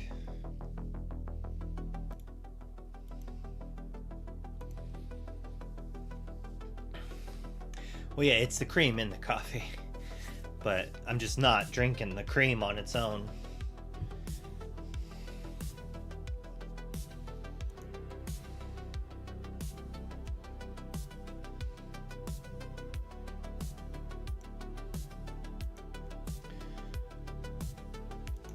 Alright, whenever this character quests, look at the top card of your deck. Put it on either top or bottom of your deck. It's not very good. She's not that special, bruh. She's not that special.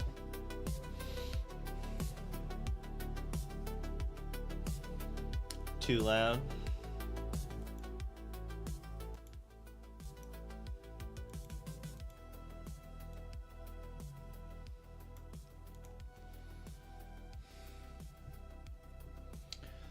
Let's see. Yeah, I mean, I'm not going to be ever playing this card. Maybe if there's a world where there's like 1-cost item removal for the items that do this for cheaper, or removal for the characters that do it for cheaper. What is this? I don't know. I'd want it to be like, look at the top 3 cards, put 1 in your discard, 1 on the bottom, and leave 1 on top.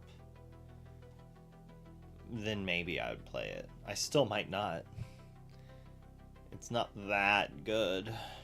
That's just like an okay ability if it like quested for 2. It was a 1/3 or something. Can I look at Hans?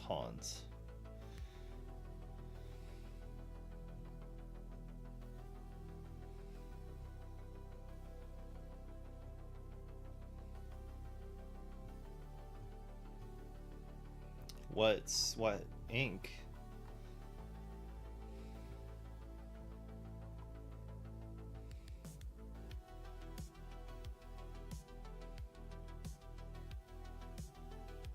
Yeah, that end shift better go crazy.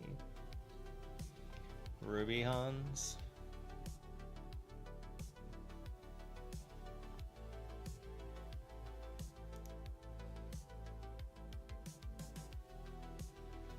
Not a big fan of this card. But what about him? Is it secretly broken? Are the King and Queen's Can't Quest actually good?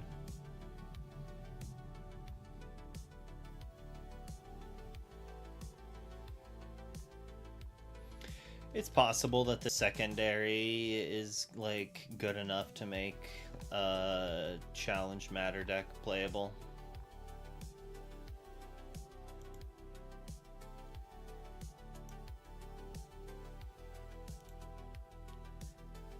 This card's really good and limited.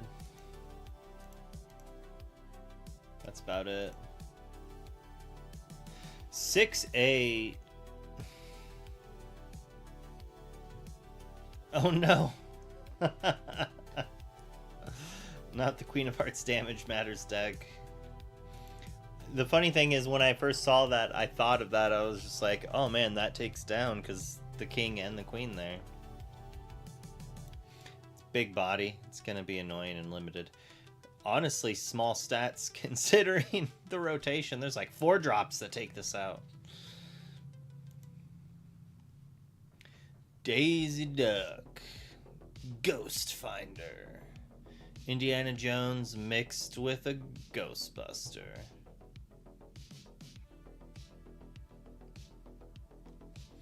If I'm reading this right, these aren't actually ghosts at all. Boy, you're lucky I came along on this one. I don't think it's good, but maybe there's a world that you play in some detective deck, but like Detective Amber, where the support takes out characters possibly, since there's a lot of support in the detective. So like maybe Amber Sapphire supports a deck, and you'd probably play it in that. This is fine.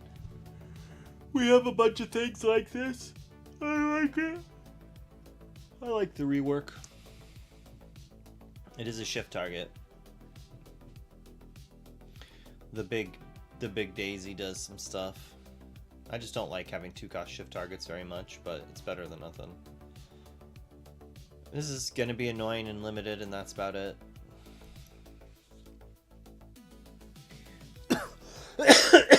When you play this character, chosen character of yours gains ward until the start of your next turn. This is so much better than Tramp. Tramp was a 3-cost 3/3 that quested for 1 that did this. This is like not bad. Like, you can target itself to give itself ward against a bunch of removal. Or if you have like a 1, you can play like a 1-drop quest for 2 and this in the same turn to protect it if you think that has a higher chance of being redeemed. Removed. I said removed and redeemed at the same time. I got my green screen weights.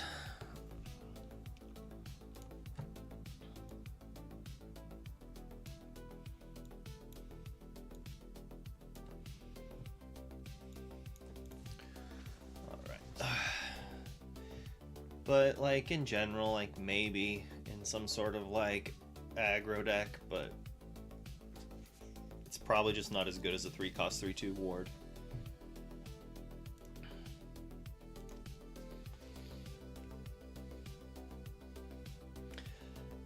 I mean, it gets hit by Under the Sea.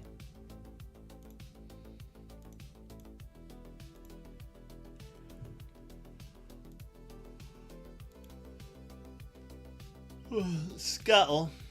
It's a big body. It has ward. It just doesn't do too much. Dies to Horseman. Funny.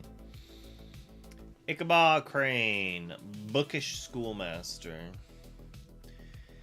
Whenever you've played a character that costs 5 or more this turn, put the top card of your deck into your inkwall face down and inserted.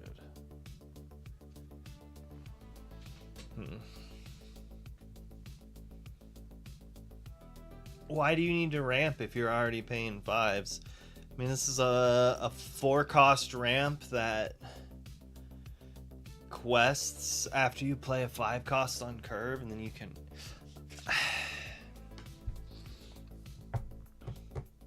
I don't like this card.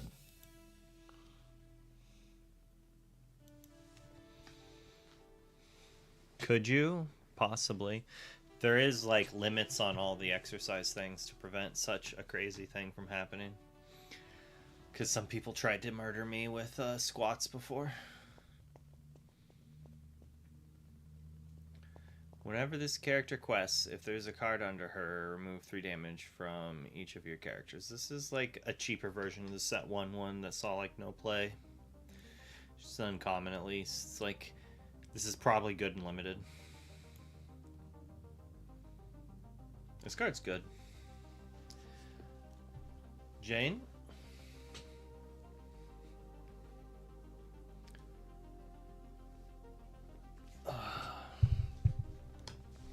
Yeah, I mean, just playing this and having your detectives take out a bunch of evasive seems pretty good. Frax81 with a prime sub. Thanks for the sub. It's a solid 3-star, maybe 3.5. I've just seen some people play her and she was a lot better than I thought she would be. Probably still just a 3. She doesn't really draw cards or anything. She's just a big body, trades easily, and gets Elsa'd. I think these are just a solid 2.5. I think Nala is probably a 3, maybe a 3.5. I didn't care for Nala as much, but she's been a little better than I expected and worse, like both ways. I like this card.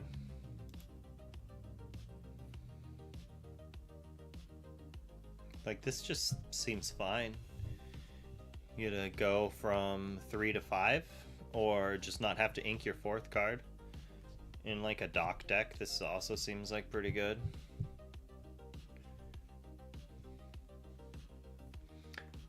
And sings Dino. Yeah. Grandpappy support. I am interested, like, getting both of these, like, that alone makes blue steel aggro a possibility. It's like, you already had Doc, you had Mulan as some filter, but like, you couldn't really go into Sapphire like you could Amber because you didn't have the Daisy, right? So it's like, this is the Daisy, obviously worse, but it's there. And now you have 8 2-drops that quest for 2 or 3. I mean, I guess it's, I want to say it's like it quests for 3, but it doesn't. It's just like midish ramp card. It's still not bad. Maybe there's a weird world that like we're playing 4 of these and 4 Ludwigs, and like with support cards like quest support, challenge something down, get an ink. It's like not that bad. It's also not it's not that good. It's one that we don't mind if it dies to Horseman. I mean, if this is getting got by Horseman, hopefully we're like winning the game the next turn, or we're far lost.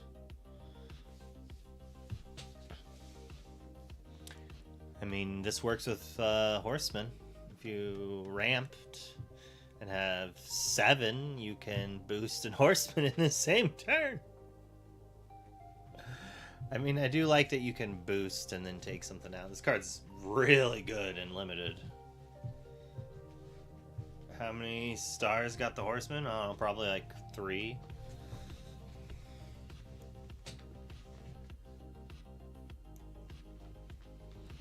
Oh, Headless Horseman didn't impress me much. 3.5.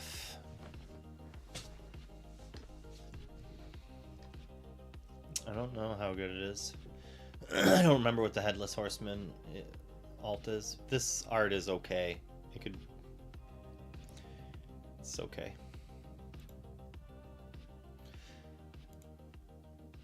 I mean, this card's great and limited, but I don't think it's going to see much play outside of that.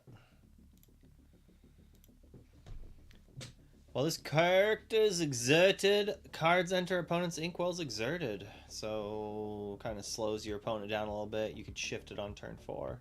And since, I mean, you could go turn 2, Lantern, play Daisy Duck, turn 3, shift Daisy Duck quest. and that like locks your opponent out of an ink for a turn and slows them down and gives a giant body that they probably can't quest into very easily quickly. So like there's a world that this could see play in the support deck. It also has support, right? So it's like not that bad.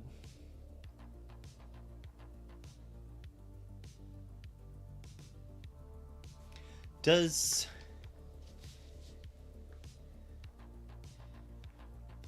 that Inkcaster gives alert, right? It doesn't give evasive, or does it give evasive?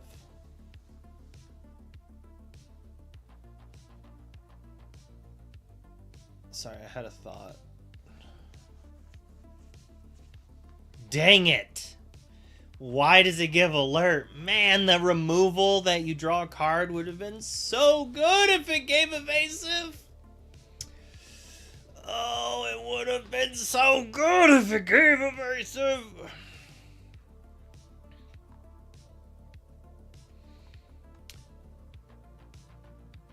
Is paying 5 ink to draw a card and remove a character good enough? Like, that seems good. Maybe Longboat. Like Amber Ruby support with like Longboats to give, so you could play 4 pumpkin bombs.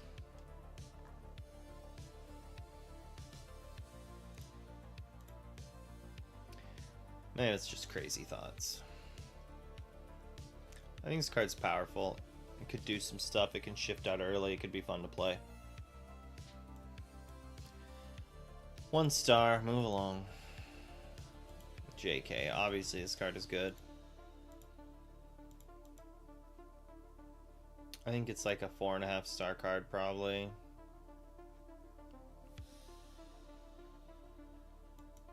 It's just like very powerful.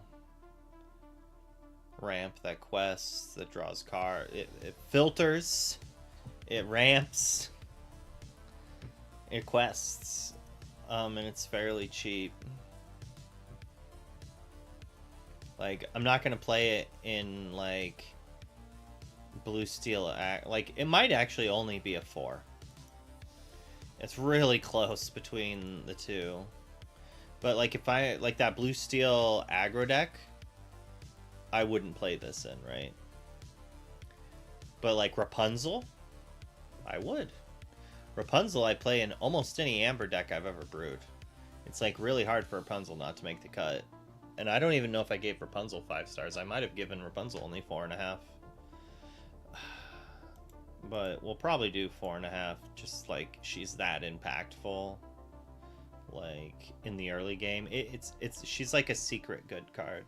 I mean, it's obviously not a secret she's good, but like when you lose the game, you could blame her, but she's not going to necessarily do it. It's going to be what she plays.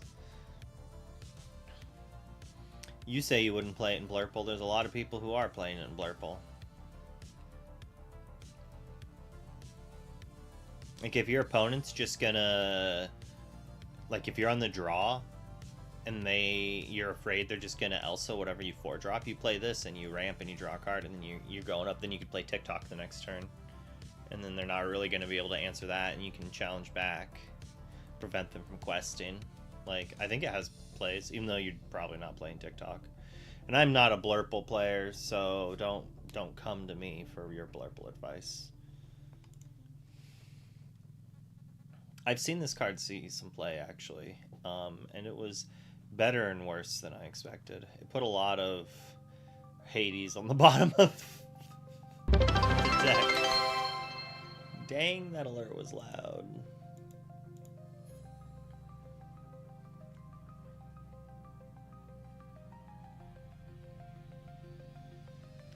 Alright. I mean, this is a solid 3-drop. I mean, when you play it, and she quests. So, if you're full of detectives in this weird support deck, detective support deck we're playing, she draws a card when you play her, and she draws a card when you quest. That is good. I like cards like this. I would like more cards like this. Like, give me one that works for heroes. For each type will give me something really similar to this, please.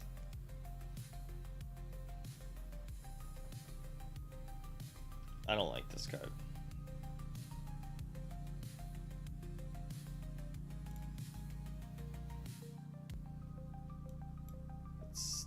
Too rough.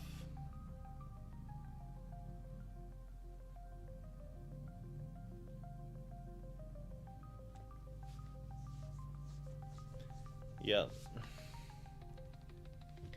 Your other Sapphire characters gain resist +1. Cogsworth! Whenever one of your other Sapphire characters quests, you may look at the top card of your deck, put it either the top or bottom of your deck. So you play it, you gain resist, you challenge like 2 things, and you quest with like 1 or 2, and you set up your next draw and you take out some pesky things. You have a solid board, and then they have to play something. But unlike that jerk Cogsworth, this one doesn't have ward. And I think that's good. So instead of ward, we have a body that can brawl. We also quest for 1 less. But like, I think this card is better than people think.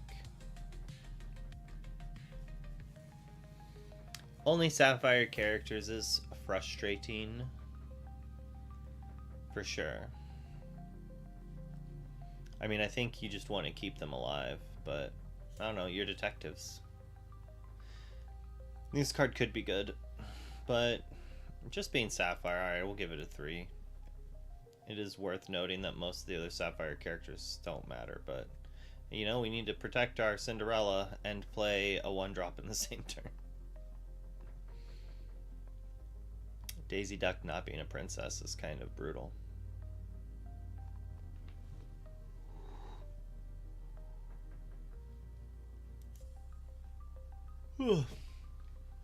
Mining the runes.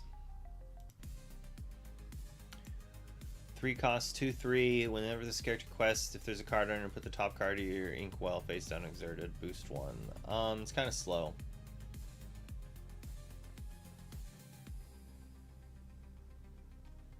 But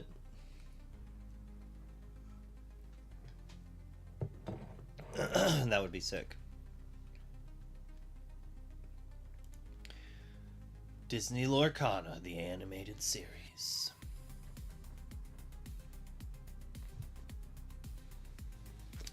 I mean, there's a world that this could be really good, but I think it's probably too slow. I like turning it sideways and getting an inkage turn, but it just gets banished before it does anything. It's like, most of the time, this Mickey Mouse is just way better. This is the default. I don't want ramp better than this at 3 cost. I want ramp similar to it, but like, I don't want them to just make this an inkable 2/2 that quests for 2 or anything like that. Like, I would prefer it if all 2 and 3 cost ramp were uninkable. Like, make the cost of playing this in your deck that in the late game you draw it, you have to play it. Like, Hen Wen's Vision. Look at the top 4 cards of your deck. Put 1 on the top of your deck and the rest on the bottom of your order, and then rip this card up into little pieces and never play it again. It would take a lot for me to ever want to play this card in my deck. It's just straight card disadvantage. Like, there would literally have to be a card that said, reveal the top card of your deck. If it's this deck card, you win the game. Like, it would have to be that good to make me want to play this. Like, I would never want to do this in a normal game. Like, it's just card disadvantage.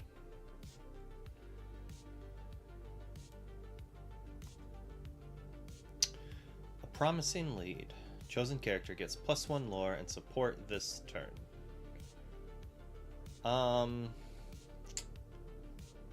I mean, it is gaining a lore.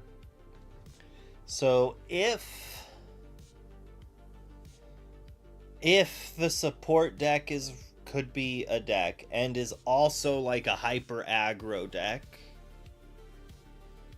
maybe. But support doesn't stack, right?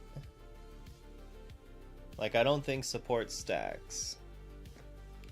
And it's just like, so I'd have to like play this on a character that had like 2 power, 2 strength, quest, gain the 2, support something, and then play World's Greatest Criminal Mind. And then that's like me paying 2 cards for lore and removal. it's... Yeah, keywords never stack. Ooh, brutal. Or resist stacks. But I do know that support, I don't think, actually stacks.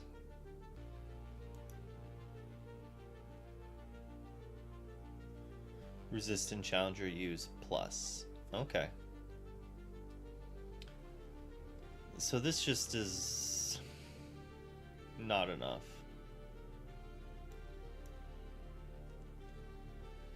Might solve a mystery. DuckTales. Woohoo! Look at the top 4 cards of your deck. You may reveal up to 1 character card and up to 1 item card and put them into your hand. Put the rest of the bottom of your deck in any order. So, I mean, like, might solve a mystery. Henwen's Vision. And then look at Visions of the Future. For 1 more ink, we put the card in our hand and look at 1 card more. For 2 more ink, we see the same amount of card, or 1 less card, but we'd get 2 cards. Like, this card's good, and it's a song. I like this card. Like, playing a card that grabs a Scrooge and an item, and then you play the Scrooge, grab another item, that is value. Like, I'm big about this card. Like, I would love to play this and Scrooge in the same deck. If there's an item deck and it gets to play both of those, it'll probably be a little degenerate. Luckily, Dime's not in the format, so it can only be so degenerate.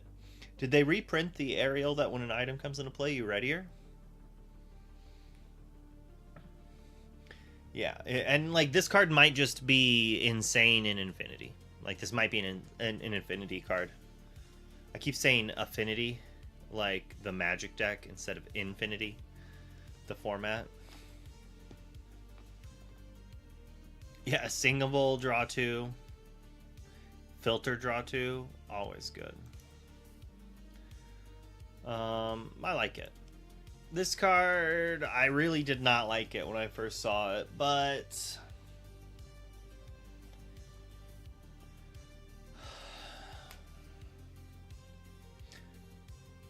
I mean, you ramp them twice.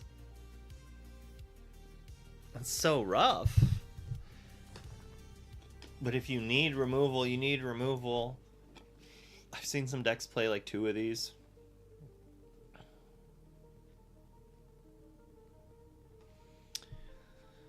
But like, if you're playing it on like turn 5 or 6, they might not even need the ink.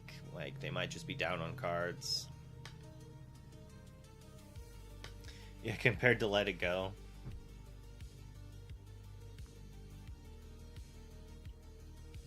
Yeah.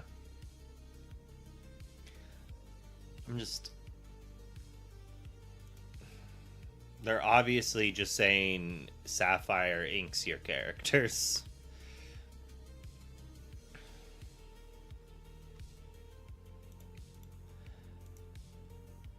I think this card's not great, but at the same time,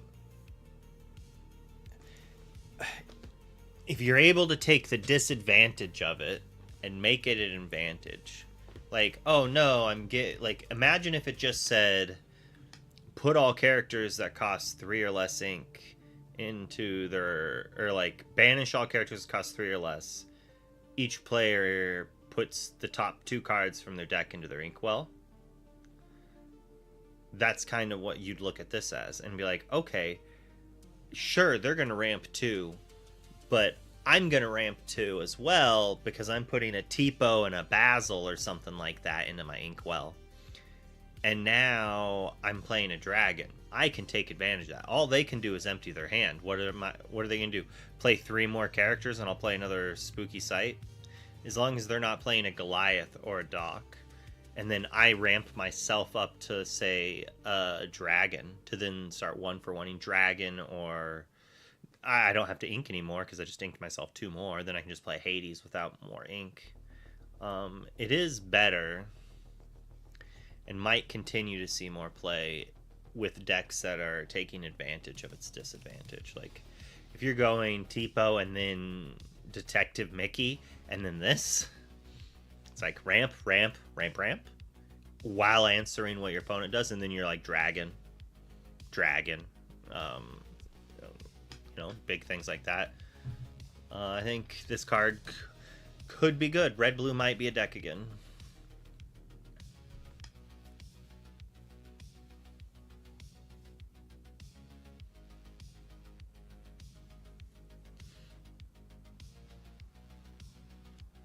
I mean, you can also just Tipo it.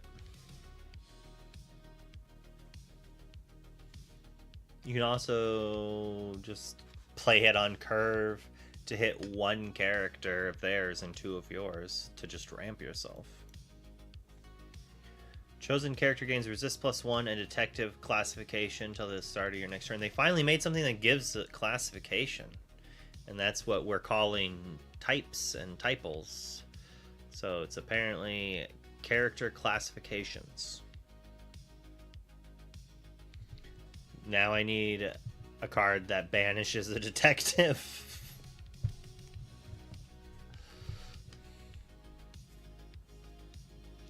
Or something that had like detective shift. Like resist +1. This is super good and limited, and honestly, like, not that bad. Like, Mouse Armor gave like resist +1 or 2, and it was like an uninkable 2 cost. Like, this being inkable, like, maybe there's a world that this is not a bad card.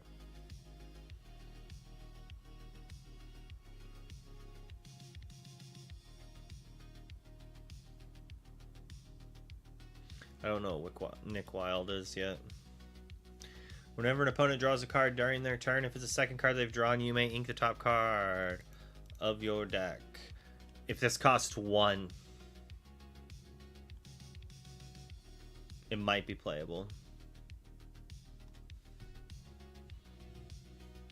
And that's about it. I'm willing to be wrong on this, but I think this... I don't like this card. If this drew me a card when they drew an extra card, I'd like it. But an extra ink, that's... yeah. During your turn, whenever you put a card in your inkwell, chosen princess character of yours gains ward until the start of your next turn. I mean, maybe this could be in a princess deck. But I'm not a big fan. Takes a lot to activate. I would much rather just have an item that exerted to give a princess ward until your next turn.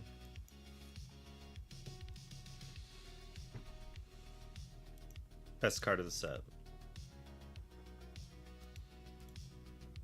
I do think this card is good though.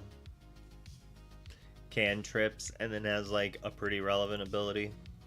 If only it gave evasive, so it could be Busto. Like if it gave evasive, like Amber Sapphire could actually be a deck because you'd have 8 removal. Like it'd be weird removal because both of your removal like requires like a support character or this item, but it's all inkable.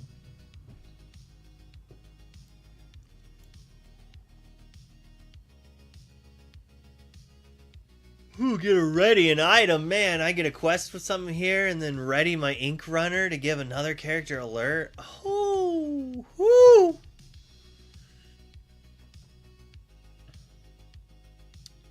Whew. Whew. Cost 1.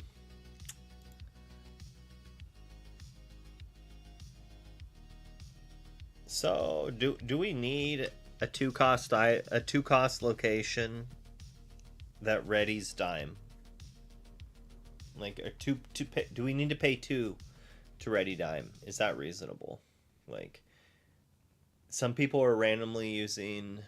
Yeah, if it had a pip, it'd be a bit better. I remember some people were using that robot card to ready items. None of that ever really stuck around.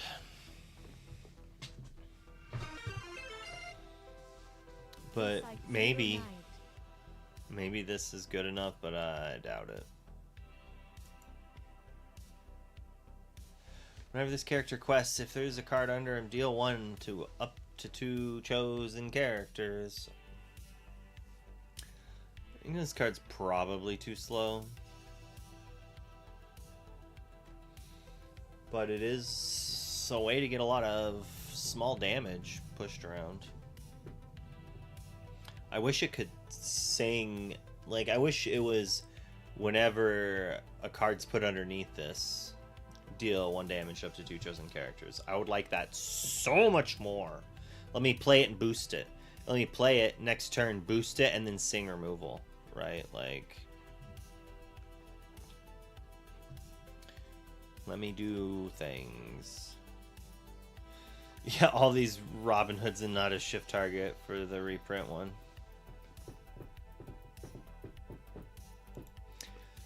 This card's probably dumb good and limited.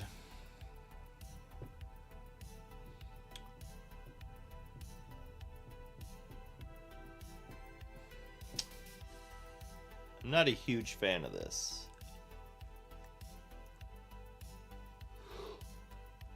I doubt this really ever sees play. I like this card. Oh, you're gonna spooky like 3 of my characters. I'm gonna play this and 1 more card, and then I'm gonna draw 2 cards. Like, I like this card. I'm not gonna play him in every single steel deck.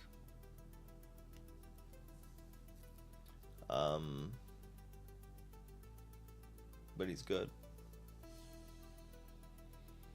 Like, I don't want to play him in decks that have a lot of draw, like multiple draw, unless it's like I'm able to play everything cheap. Like, if my curve is all like 3 and higher, I'm not gonna play this. But like, if my deck is a bunch of 1s, 2s, a couple 3s, maybe 1 or 2 4s, and then Goliaths, like, I like that. The Headless Horseman, Cursed Rider. That's an expensive Headless Horseman. I like the art on this way more than the other art. Way more. Like, the other one looked like WoW, and this looks more like Rift. I can't think of another MMO to describe it, but the graphics are just better. Like, more realistic-y instead of more cartoony. In like the ways I like. I don't know, it's still cartoony, but when you play this character, each player draws 3 cards, then discards 3 cards at random. Random discard. Choose an opposing character and deal 2 damage to them for each action card discarded this way.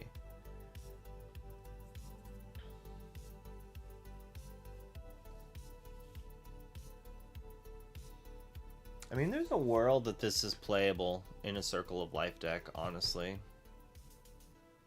Maybe even a shift.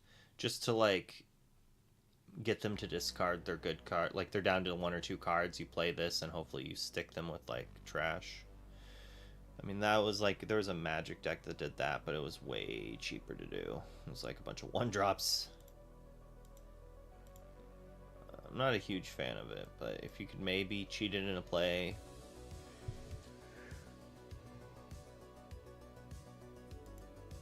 maybe in limited.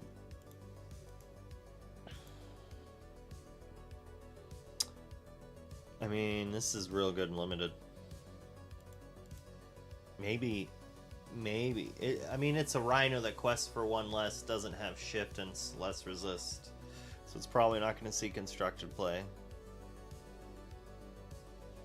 A 3.5?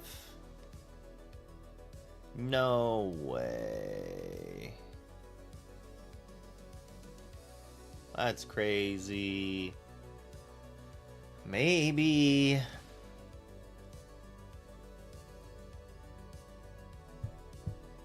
I mean, maybe having a singer. I'll give it a 2. Maybe having a singer that trades with anything is worth but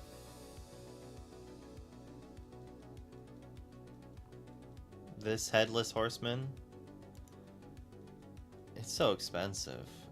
And it's at random, and you have to have a bunch of actions. Like, even if it just said, draw 3, discard 3 at random, chosen opposing character is dealt 6 damage. Alright, well maybe I'd play it then, because that's like banish target character for 8 instead of 9. I just don't see it dealing the damage near enough.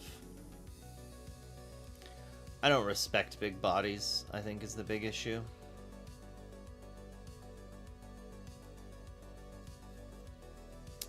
It's just Akita. But you could ruin your opponent's hand, as well as your own. Oh, we got a Nick Wild shift target. If we have a good shift for it, it's good. I'm pretty sure there's a shift. But an ally as well, it's nothing too good. Whenever you play another detective, this character gains resist +1 until the start of your next turn. Woo! Probably good and limited. Not really otherwise. The vanillas are much better.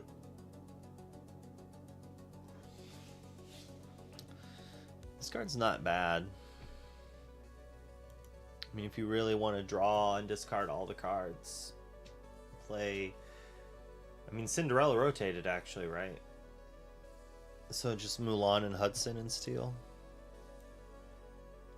Yeah, it's like probably play that if I'm playing a Circle of Life deck with Mulan. Nothing to really write home about, but it could be good.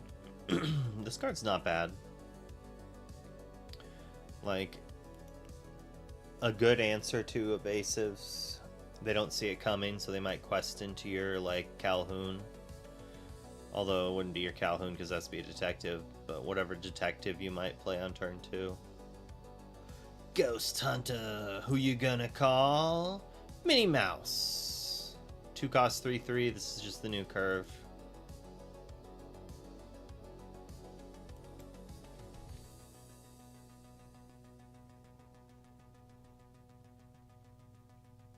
We can use that new item.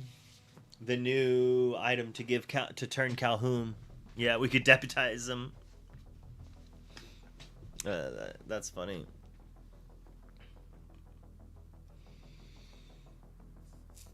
The problem is I don't think Raj is that good of a card. And if the power creep is going up, like, I just don't ever want to put a 2 cost 3/3 quest for 1 really into my deck. If I can help it. I was never really too impressed with Raja. But it does just change things. I kind of gotta see how it's gonna land. Like, people might end up just playing these to be able to trade with the, like, things like Diablo, and if everyone's playing these, then, like, Under the Sea becomes a lot less good, but a lot less powerful. I don't know. 3 costs 4/4 with alert. But I like this one. Like having the alert on there, I think, is perfectly reasonable. And, like, you're just turning it sideways. You're singing removal or you're challenging. I'm probably not playing it in all the decks, but I do like the fact that it just takes out a genie on itself.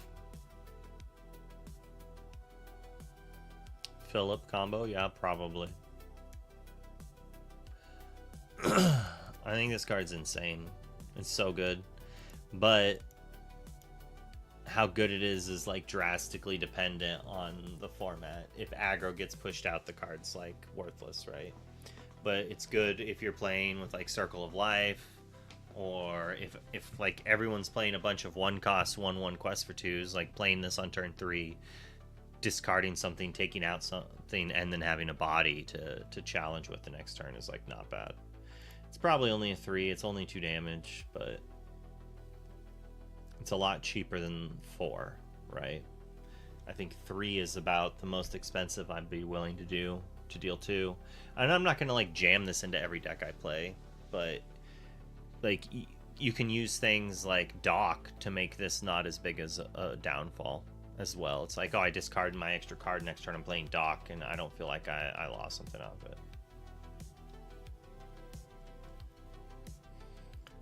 Terrible against non-aggressive decks for sure. During your turn, this character can't be dealt damage. Your other characters gain the detective classification. Just deputizing, anybody can be... Anyone could be a cop around here. It's the first time I've seen this card.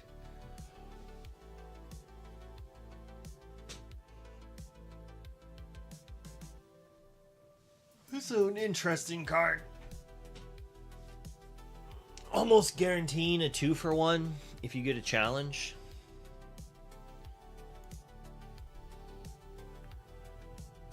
So is he not a detective because he's a chief? And detective is like a level of officer. So you could have 2 chief bogos and make themselves each detectives. Dies to dump truck.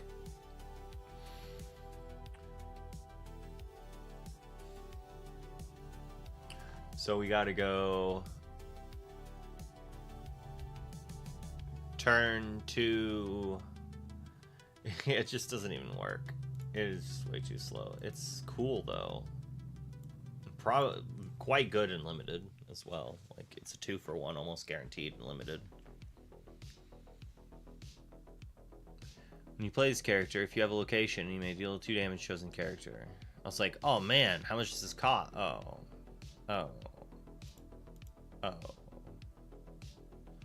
Great in limited, probably. Just a body in limited at least. During your turn, whenever one of your detective characters banishes another character in a challenge, draw a card.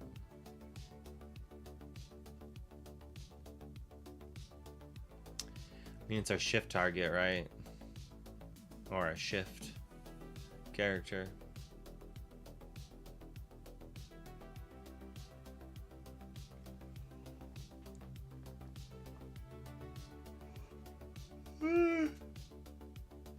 Shifting this and then challenging something and drawing a card, that's not bad. Like, it being uninkable is brutal. Did the ad just pop up again? Jeez. Alright, I'm gonna take this ad break to microwave a hot dog and use the body. Since I'm not drinking all my calories, I'm getting so hungry all the time now.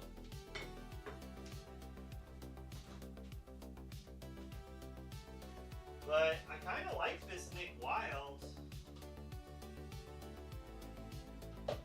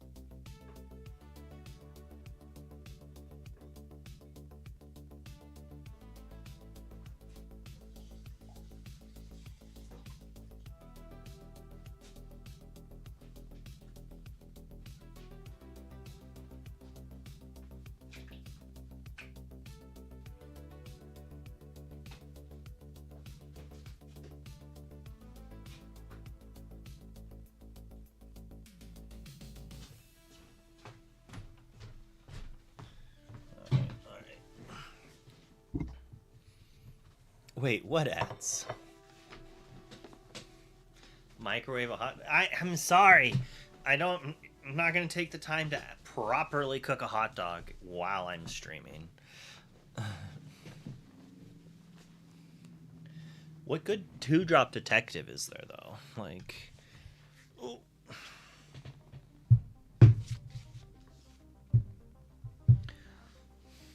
Because I want to be able to challenge twice. I want to, like... There's no way... Well, one, I don't have an air fryer. But there's, like...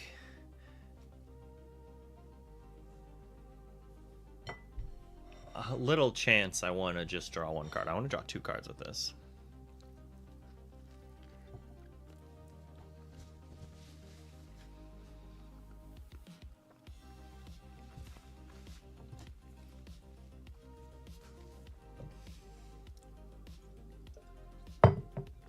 Yeah, that at least makes it a 2 for 2 if they remove it. I think it has potential. I don't like this at all, but I know some people think it's good. Harlan even put it on his, like, list of cards you need to pay attention to. And, like, I never like Scrooge. And this is just a Scrooge that's a little better and worse at the same time.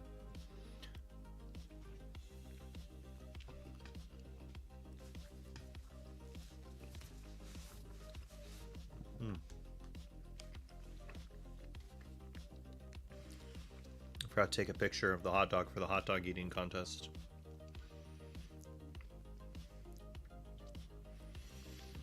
Which I am losing. But that's fine. I don't need to eat that many hot dogs. I just thought it'd be fun to do.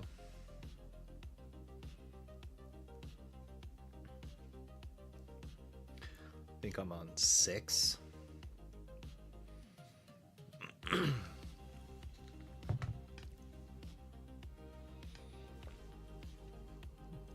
Yeah, so, like, I mean, this character could be really good if Blurple just fell off the map and it was all just mid-range piles with no evasiveness.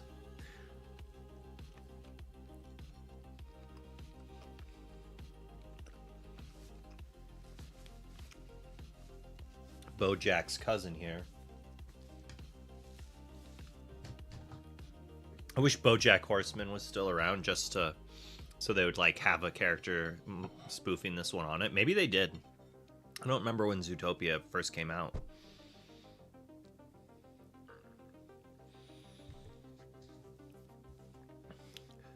But I don't like this card. Some people play, it's a big body. I could see times that it could be a good like 2 or maybe even a 4 of in the right meta with the right chance. But I'm not going to start off playing this in my deck. Like, this to me is a card that I'm going to reactively add to my deck.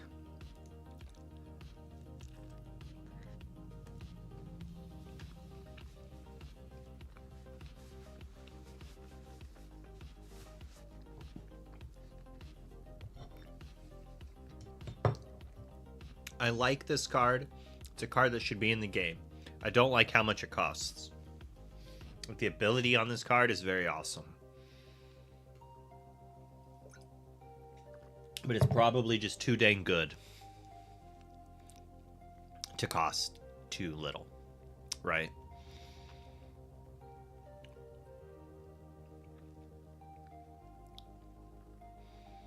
There's a world that this card is actually super good. Like, if they don't have Dragonfire, if they don't have a character that has 5+ power and a strength, or a character with 10, this could be good. Like, this could secretly be like one of the better legendaries in this set because of Cinderella. This does play, as Clarissa said, is like people hyping this with Cindy and Blue Steel. Like, that could be good. Give him Ward to boot, yeah. Like, when I first read this, I'm like, this is garbage. But its effect is real good. Like, real good. Because in Magic, the cards that are like this, they say only one character can block or attack. But they all say attack or block. It's like an equal thing. There's not really a card that just says only one of your opponent's characters can block this turn. Because that's pretty dang good. And this literally just says that, like, you only get one challenge. So you can play this quest with 5 things. Like, that's like a Tiana style of blanking them, right? But this is way harder to answer. That said, it still gets Hades. It still gets Into the Unknown. Elsa Into the Unknown. So there is outs to it. But, like, imagine turning your whole board sideways to do value trades, leaving your opponent with some little characters that don't do anything, but they could easily challenge them into your big characters and empty the board. But you drop this, all of a sudden, in bodyguard mode, all of a sudden they can't even take out this. You weakened their board, they can't strength it, and you don't lose like 3 characters to their 1/1s. Like, this could actually be good.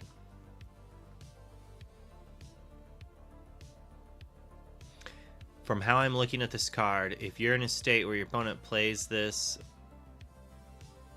causing you to lose the game, you're probably losing anyways. I mean, like, if I just have a bunch of, like, think purple steel, like, if I have a bunch of 3 powered characters, they're not turning their stuff sideways. Like, in a mirror situation, like, both of us have played all of our strengths because we've already been doing that, right? And then we get to a point where one of us drops this in bodyguard mode and then quests all out. We have to have a strength right there or we lose the game. Right? Like, that's the power level of this card. It could be in that situation. Or you ink it, and it doesn't matter. It's a big, expensive, dumb thing. I'm not saying jam 4 of these in your deck. It's going to be insane. But they have to have 10 characters in play to strength it, or they have to have a 5 power character and a strength to do it. You don't have to put it into bodyguard. You could just leave it ready, and then just like, if you're questing with 5 things, be like, sure, whatever, you can challenge one of them. I don't care. Challenge 1. Be my guest. I don't care. Next turn, I'll turn it sideways for you, but also gain 2. Then they have to have strength for 10. They have to have dragon. They have to have dragon fire. They have to have Hades. They have to have Elsa plus into the end. Like, they have to have it, right? And that's why this card could actually be good. Now, you know, who knows? Maybe they just Rhino it under the CU and you get wrecked. Like, but, like, this could be good. And, like, after touting that all up, I'm going to give him 2.5 stars. But he has a really high ceiling. I don't like... I felt like I was doing a salute there. I didn't like that. His ceiling's really high up there. We'll go like this, guarantee it. But at the same time, he's... Like, you should be afraid of this. Like, sometimes there's, like, joke, like, Gontu, set 1 Gontu. But with no ground whatsoever. Like, he's in the basement. Broadway bodyguard. This is cute. I like this stone by day on a bodyguard. It's like he turns into a stone, but he's in a doorway, so you can't get through to, like, kill the other guys. So you have to break this giant rock that's in the way. That's the only way flavorfully I see it, because otherwise he's a stone. You just walk around him, right? That score was harsh after all of that. Not even a 3. I gotta do some squats.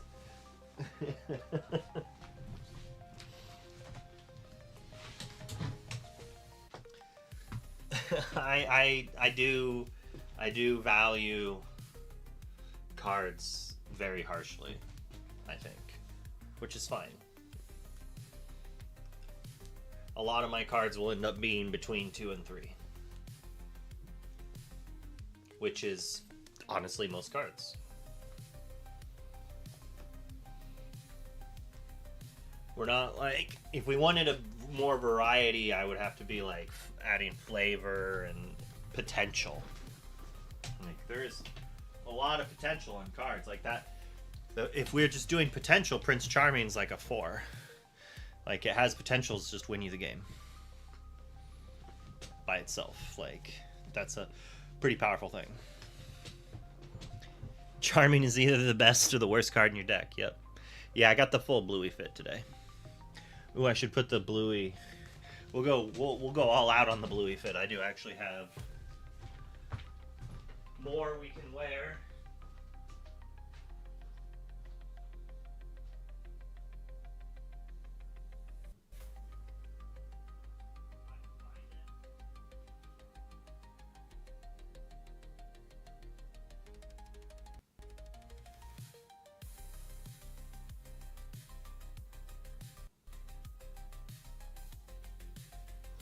Well, I guess I can't find it, but I do have a Bluey scrunchy thing that we found at Worlds of Fun.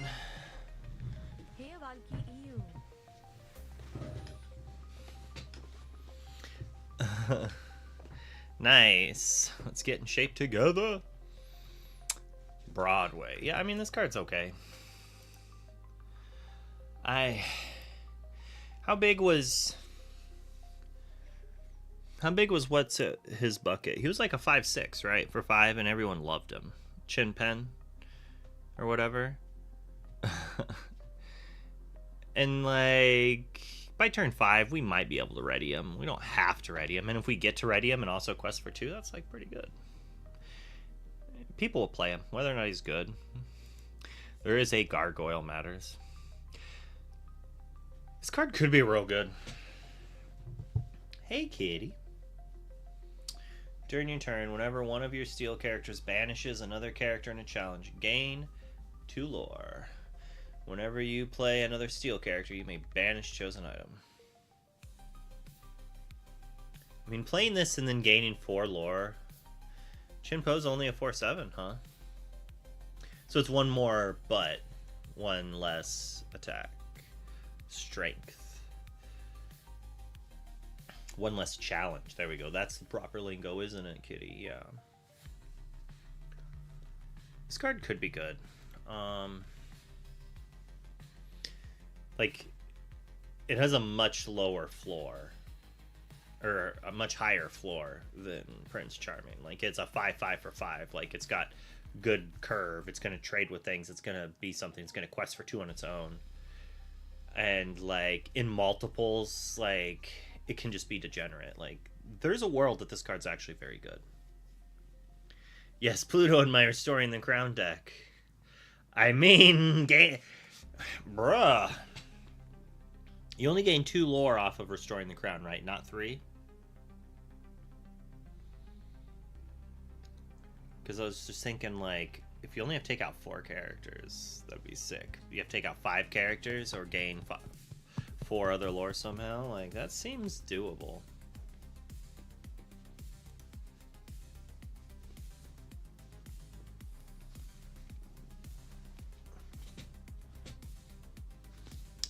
Whenever you put a card onto this character, you may banish chosen opposing character. If you do, that player reveals top card of their deck. That card... Oh, wait. Do we finally get to do it? Do we get to raise the blue card? Half of a thing. Nope, only your deck. Nope, only your deck. I still wouldn't have raised it even if it was your... was your opponent's. This card's cute.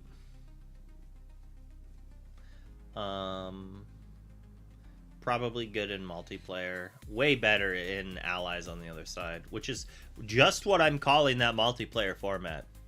Heroic? Nope. Allies on the other side.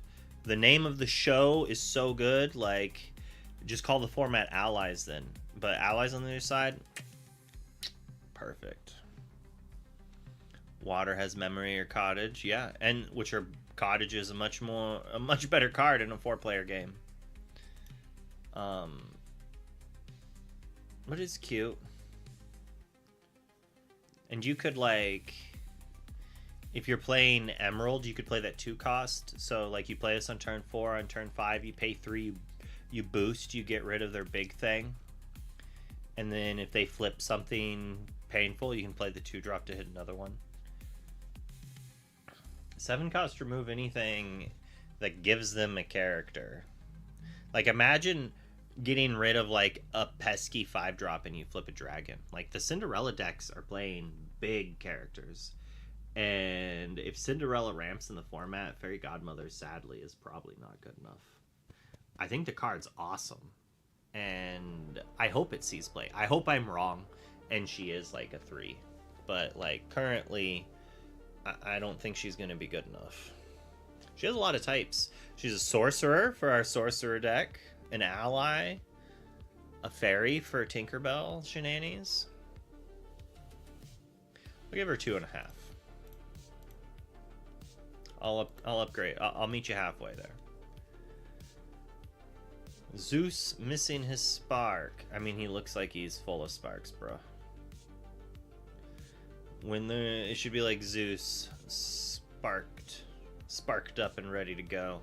Whenever there's a card under this character, he gets +2/+2. So I guess he's missing his spark, and you boost him to give him his spark. So this is him once he finds his spark, maybe. So 3 costs 4/5 quest for 2, but with Echo. I mean, I like him, but he's also so dang slow.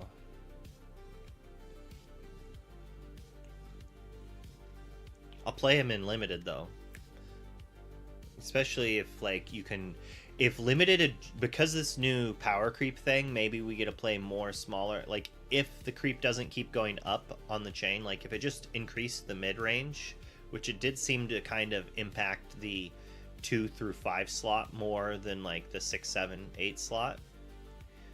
So if more of our, like, he's a 4/5, right? So he could trade with some 5 and 6 drops.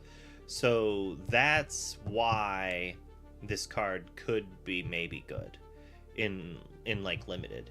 Like it could open up an archetype where you're like playing it on turn 3, then on turn 4 you're playing a 2-drop, boosting it, banishing something, or questing and they can't answer it back. I'm thinking on a limited aspect. I don't think this card will probably ever be good enough for constructed, like core. Mostly because it's too slow.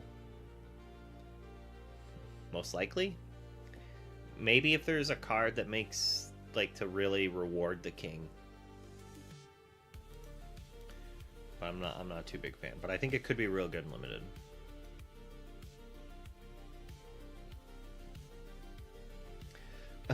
I mean, a lot of things are powered up. King Sensor Core, I don't know. A 4 cost 4/4 bodyguard. Quest for 1.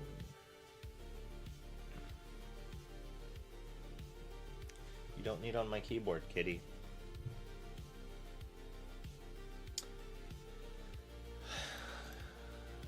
Probably not really ever playing this, except for in limited.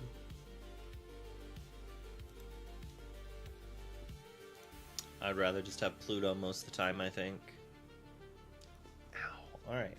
You got claws, kitty. But I'm much faster. This is a card, but I don't think it's... I mean, we just got the 3 cost one that gives them evasive until your next turn. Which I would say is better. Costs more, obviously, but this also gives Challenger 2 instead of 3.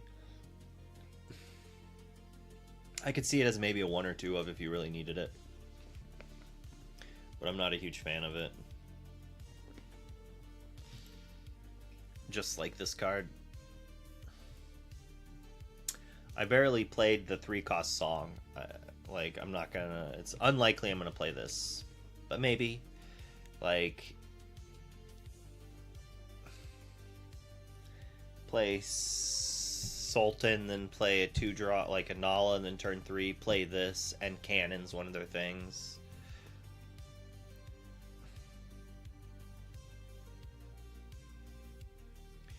And the funny thing is, honestly, at 1, it's probably too good. Like, like... I mean, yeah, letting Calhoun kill Genie, like... If Blurple just maintains being, like, one of the best decks ever, then this could be good. We'll give it here.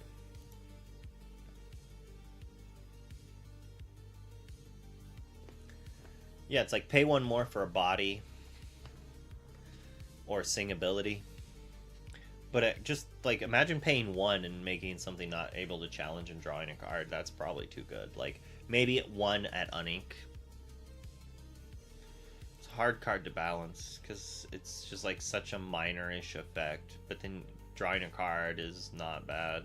Like we have the support for like Helping Hand, and that barely saw play. He hurled his thunderbolt. So we got Thunderbolt. That's what I need to stop calling it Zeus. It's Thunderbolt, right? HHHT. He hurled his Thunderbolt, and he dealt 4 damage to chosen character. Your deities gain +2. I mean, that... We're just talking. Maybe an ability. But, like, do we need to be... play this on turn 3 and turn 4 play that instead of boosting? We get to just use Challenger. But like our opponent would have seen the boost in play already, right? Now playing Sisu on 3, eating something, and then playing this, eating something, and then trading, wiping their 1, 2, 3 drop. Maybe that's a lot of uninks, but that could be a thing. That could be a thing. 4 stars. Come on. One of the best cards in the set. It's what we needed. What have we been asking for? It's funny, there's all this power creep, but this has been geared down a little. Like, it's not going to hit Tamatoa's. It's not, like, it is not as good. Right, and it nor Zeus was able to take down Clarabelle's. That said, we've got Troubadour, we've got Powerline, we've got Vanessa, we've got Singer, 4s galore. This is going to make so many people upset on turn 3. Like, oh, you always have it. You always have it. Yeah, well, you know what? Get that Tiana out of my face, brah. Like, get your aggro deck out of here. I'm playing Steel Song, baby. I'm playing Wonderworld, Wonderwall, whatever I called it. Wonderworld, I think I called it. If only. Beyond the Wonderland. That's what I'll call the next one. Beyond, and I would love to be able to play Beyond the Horizons. Who hurt you? Just can't keep their board down to keep them off strength now. They just have this. Yeah, well, you also play... Yeah, so it's like I get to play 4 strengths, 4 of these. Late game, my Hades swings for 5, and I remove a different character with the 4 damage. Yeah. I mean, in Purple Steel, if they're playing the Punisher Hades. The game is afoot. The text on this is itty bitty. Move up to 2. They need to make that card. Itty bitty living space. What would that do?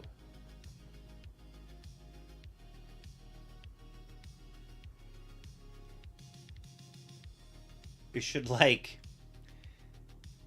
it should move all of your all characters to a location or something like that. Like,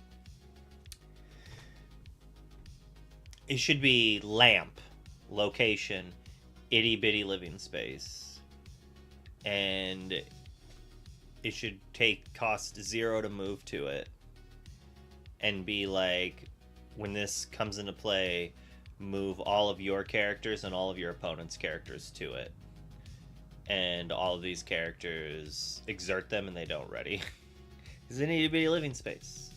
I know you can't move your opponent's characters to a location yet, but they could change the rules. Move up to 2 characters to the same location for free. That location gain resist +2 until the start of your next turn.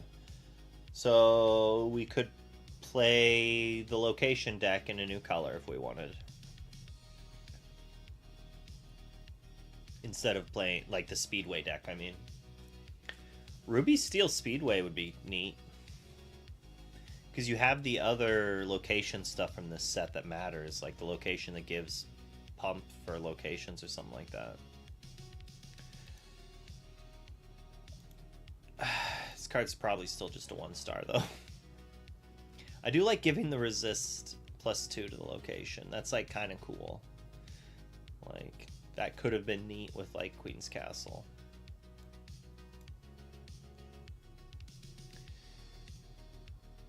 Five stars. It's probably only 2.5. It's probably not as good as I hope.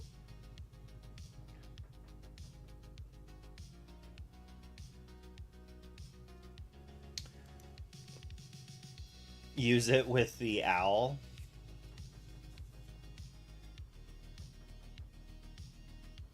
Do things cost less for every character there? Or does it only do it once? Like, maybe. But I like this card. I'm gonna play my I'm gonna play my Tamatoa. I'm gonna pay 1. I'm gonna banish this. I'm gonna hit your character, and then I'm gonna return this to my hand using that Tamatoa that just came into play because I stacked my abilities. Pretty sure that works.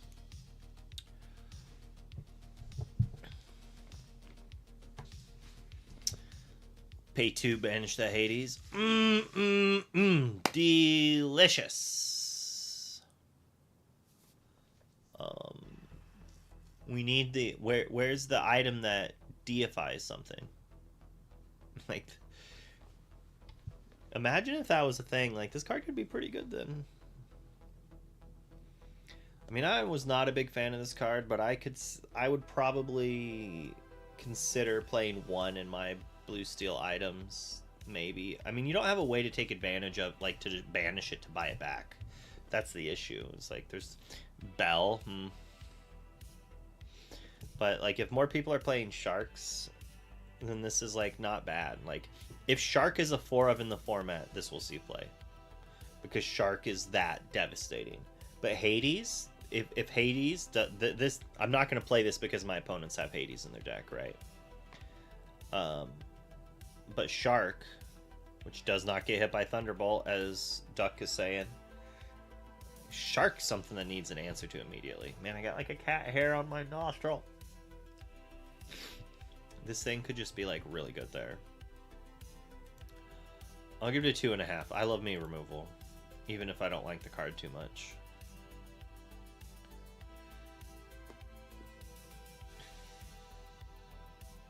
And you get to play it. See, you play this, then you play Pluto, then you play Restoring the Crown, and you banish 4 characters, and you win the game, win the game, win the game.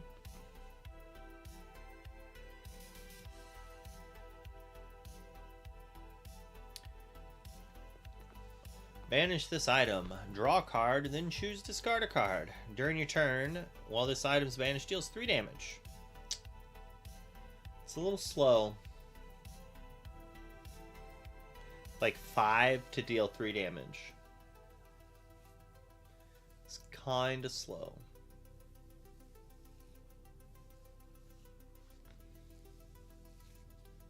And you want to play it with Sapphire, so you don't even get to try to use the Ruby, like, item cost things. I think it's a little slow, but it could be good. Too expensive to recur Tamatoa? Probably.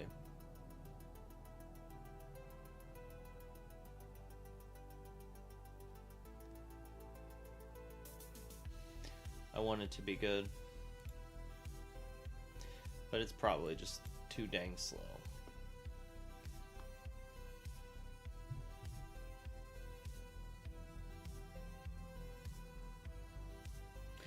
Here's the location deck.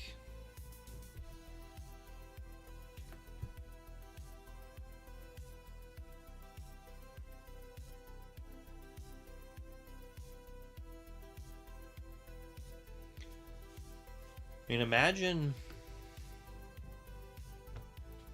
it's like jamming a bunch of locations against Blurple. It's like, alright, you have to deal 34 damage in a turn.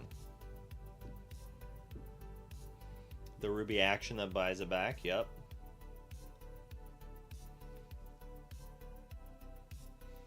You have the new Goofy to move things for free and draw cards. There's a lot of location cards. They're just across all the ink colors. During your turn, whenever you move a character here, you may draw a card and then discard a card. I mean, this is not bad. Like, this is good. Like, vanilla upgrade. Play Green Steel Maui, blow them all up. Maybe. I could see it seeing play if this was a real deck.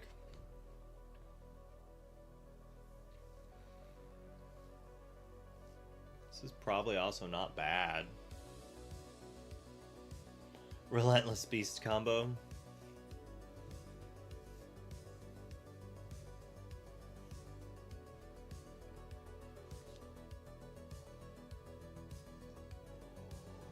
It's okay.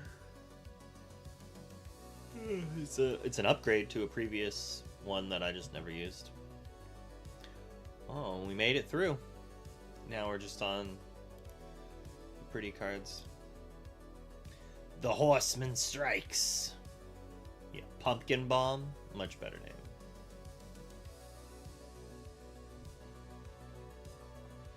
It's even a May, so you don't have to accidentally banish your own enchanteds. Evasives.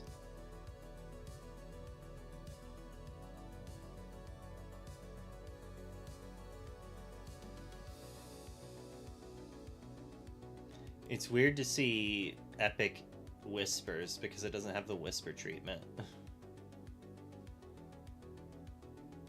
I kind of wish it had the Whisper treatment and was borderless.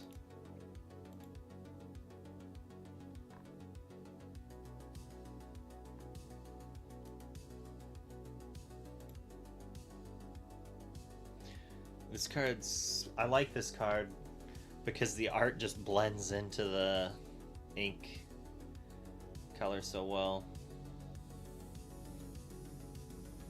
Oh, they gave Thunderbolt an epic. That's gonna be the expensive epic, right?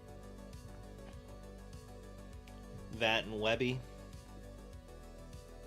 Maybe the Horseman Strike. Yeah, it's grayscaled up.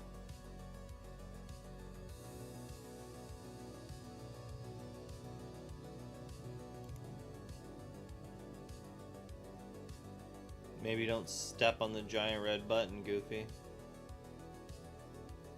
Galumphing Gumshoe.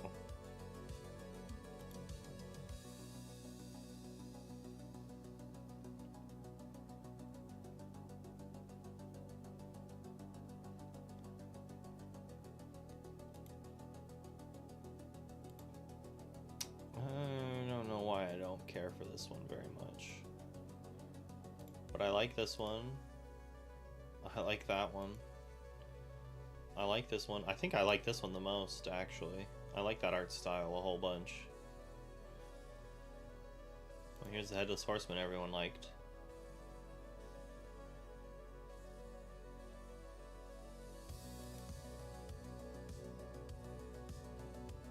It's also going to be popular. I don't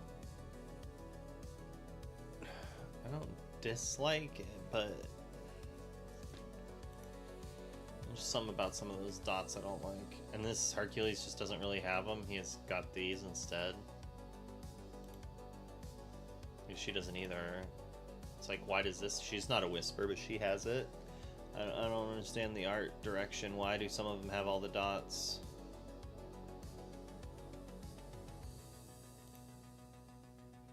This Goliath is also fire. How many enchanteds are in this set? Is there 3 per color? Isn't it normally 2? Wait, 2 green, 3 green. Yeah, so it's 3 per color. Why did I feel like it's normally 2?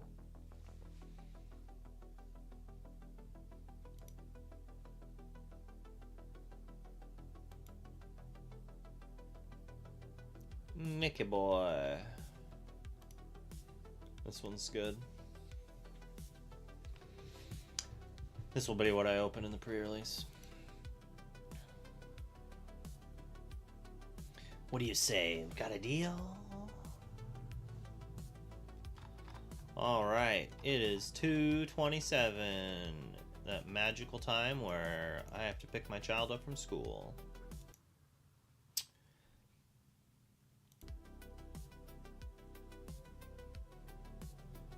It's always been 3? Okay, okay. I don't open very many and I don't collect them, so I don't know. Yeah, we're for sure getting an iconic at the pre-release. Oh man, are we doing a Thursday night pre-release at Krypton again? I'm probably down. And it's after Halloween. Nice. Which means, because my wife works at a haunted house, so as a hobby, it's one of her things. So she's super busy right now. All right, who are we gonna raid? Who's out and about in the world? Is that a Snake Chips? I think we're gonna hit up Snake Chips. Is this the same category? Okay, I was like, there's a bunch of people streaming right now. Yeah, let's show Snake Chips some love. I'm sure he is just brewing up the Ruby Steel lists.